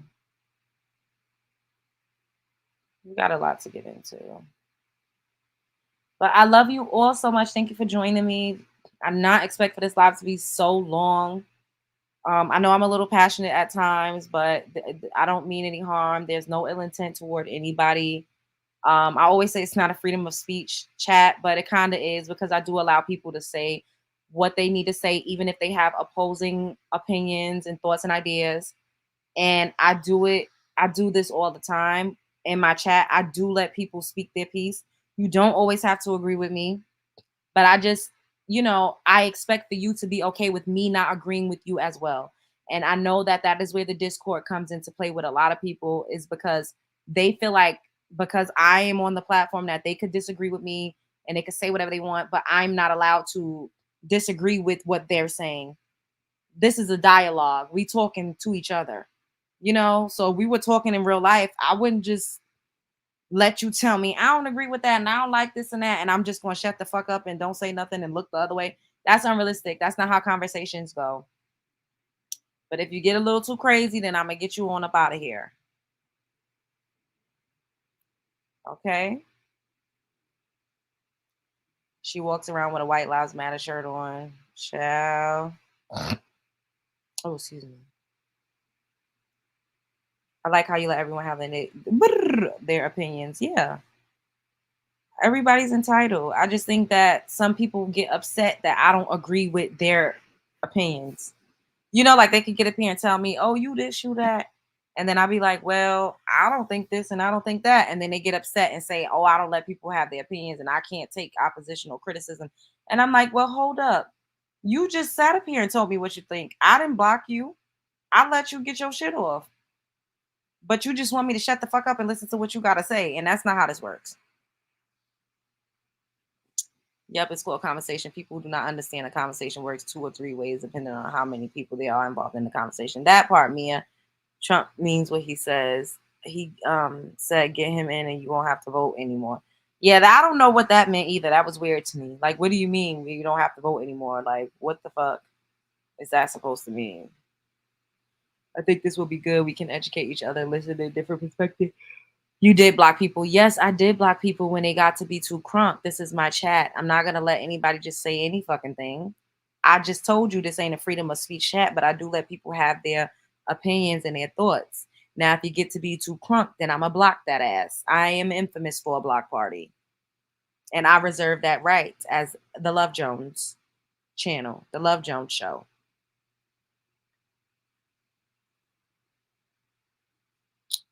I just don't like the disrespect towards you. That bothers me. Yeah, people be trying it. They really do. Dictatorships, that's what the Christian folks think they want. Ciao. Right, LJ takes it well. But if you get offensive or rude, it may be upsetting or you may get blocked. That part, just stay respectful and you won't get blocked, period. Or if you keep writing trigger choice words in the chat, I can't have that in my chat. You messing me up in the algorithm. YouTube already don't be sending out my damn notifications to everybody.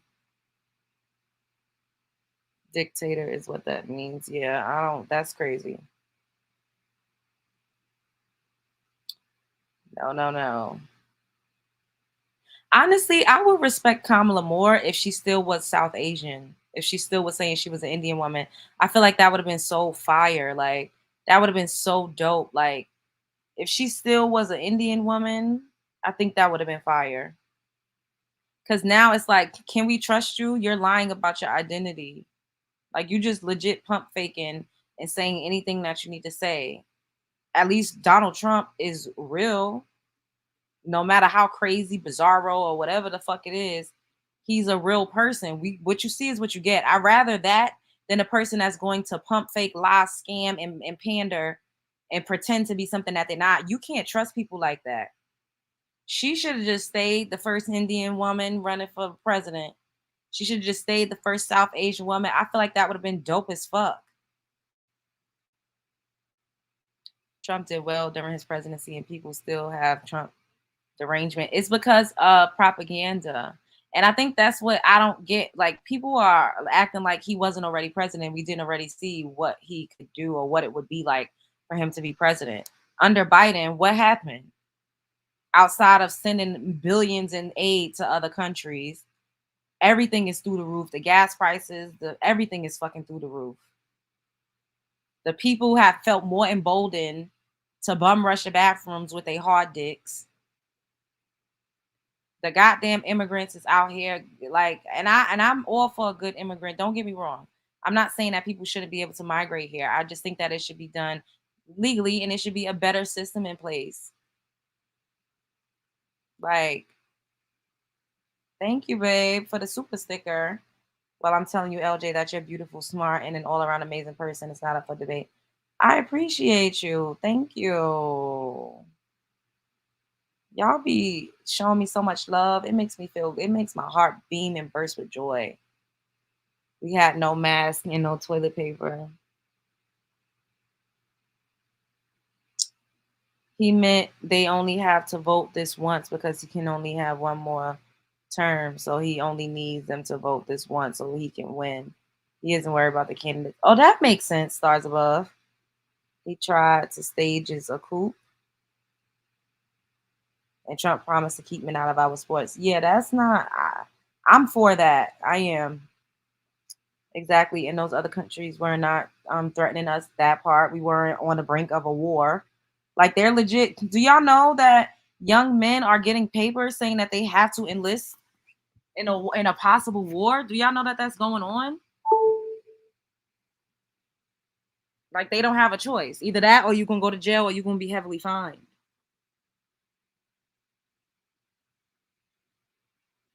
These immigrants are reaping all the benefits and we have to fight for everything on our land. That part, God's anointed. It's crazy. But like I said, I'm for people from other countries coming here. Do it the legal way. I don't think there's anything wrong with that. I was in love with an immigrant man, but he was legally here. He was a legal citizen. And I don't think there's anything wrong with, doing things legal. We have so many homeless people. Like to make like the fact that New York is an asylum state, in an asylum state, and they're building new houses, beautiful houses for immigrants in New York City, where that is the most heavily that is where the most homeless population resides, in New York City and in California. And that's where y'all gonna be building buildings for immigrants. That shit is fucking ridiculous.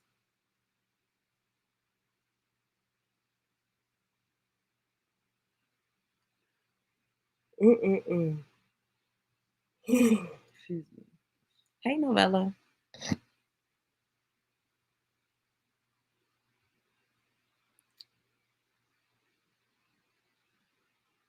My dad was drafted. Wow.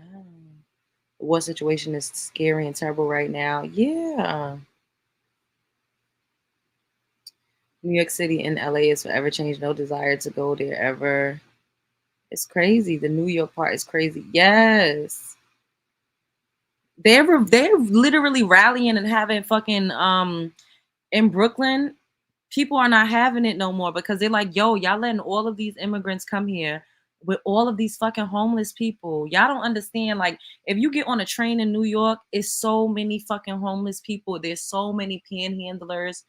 The streets are fucking rampant with homeless people. So for y'all to be coming, like, they literally shut down schools, y'all, to house immigrants when there's so many fucking homeless American citizens. It does not make sense. I support legal immigration too. Me too. Me too. Me too. I do too. About our image, they really finna blame back. But that's what I said, getting lucky. That's exactly what I said, boo. I said y'all really just sitting up here thinking that it's just about, why y'all don't want her to be black. That's why we can't fucking get nothing done. Bitch, do you know we get a blanket statement. We don't have individual race like other races of women. So if shit hit the fan, black women are gonna have a target on our backs. Y'all better wake the fuck up. Thousands of dollars on cars. This is what I'm saying. I'm not here for it. Yep, and that part, I know it. Hello, period. It's ridiculous.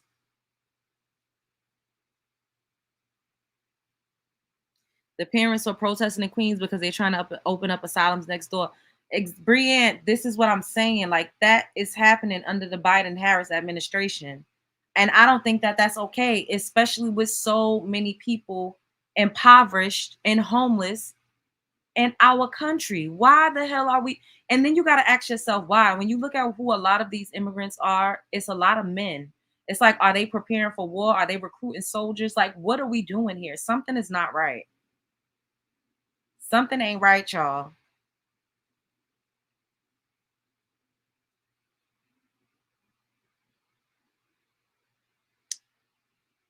That's what I think.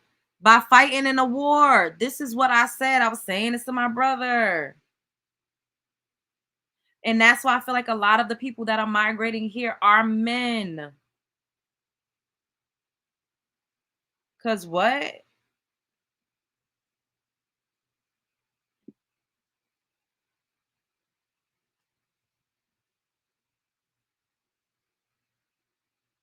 I don't know, y'all.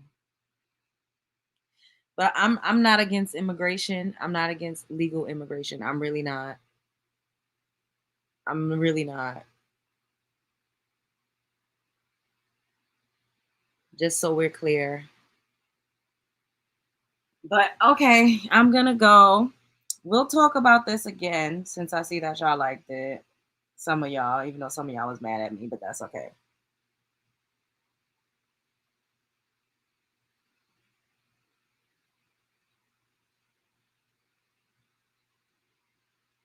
And that's okay.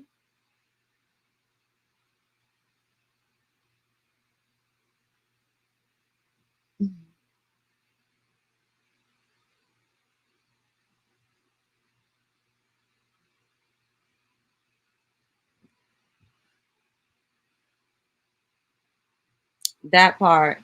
I agree, Christine. It's so bad that other South American immigrants are speaking out because they're messing up their businesses with the robbing and other crimes. Damn. I'm against illegal immigration. Trump had a plan to cut it by 50%. Damn, y'all. Right? Both parties, all parties are crooks. Who they think? Who are they to think they can rule over? Hello? It's because we give our power away. But I will see y'all later. I love y'all so much. Subscribe to the channel if you're not already subscribed. Subscribe to the channel if you're not already subscribed. Period. Okay. That's why I say regardless of who get that seat, we are messed up. It's the same. I'm more concerned about my Senate because they control my state budget. That part. I don't need Trump to care about me. I just need him to do his job. Okay. Have a good night, boo. Trump said he would build a wall. He did not. Well, I mean, who knows? Maybe this time around he'll actually be able to fully finish building it.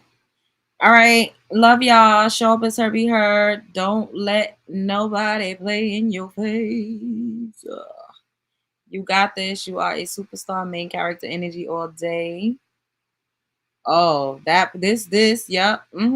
That part too. That part too. Shit, with that money that was given out, all of us could have got $100,000.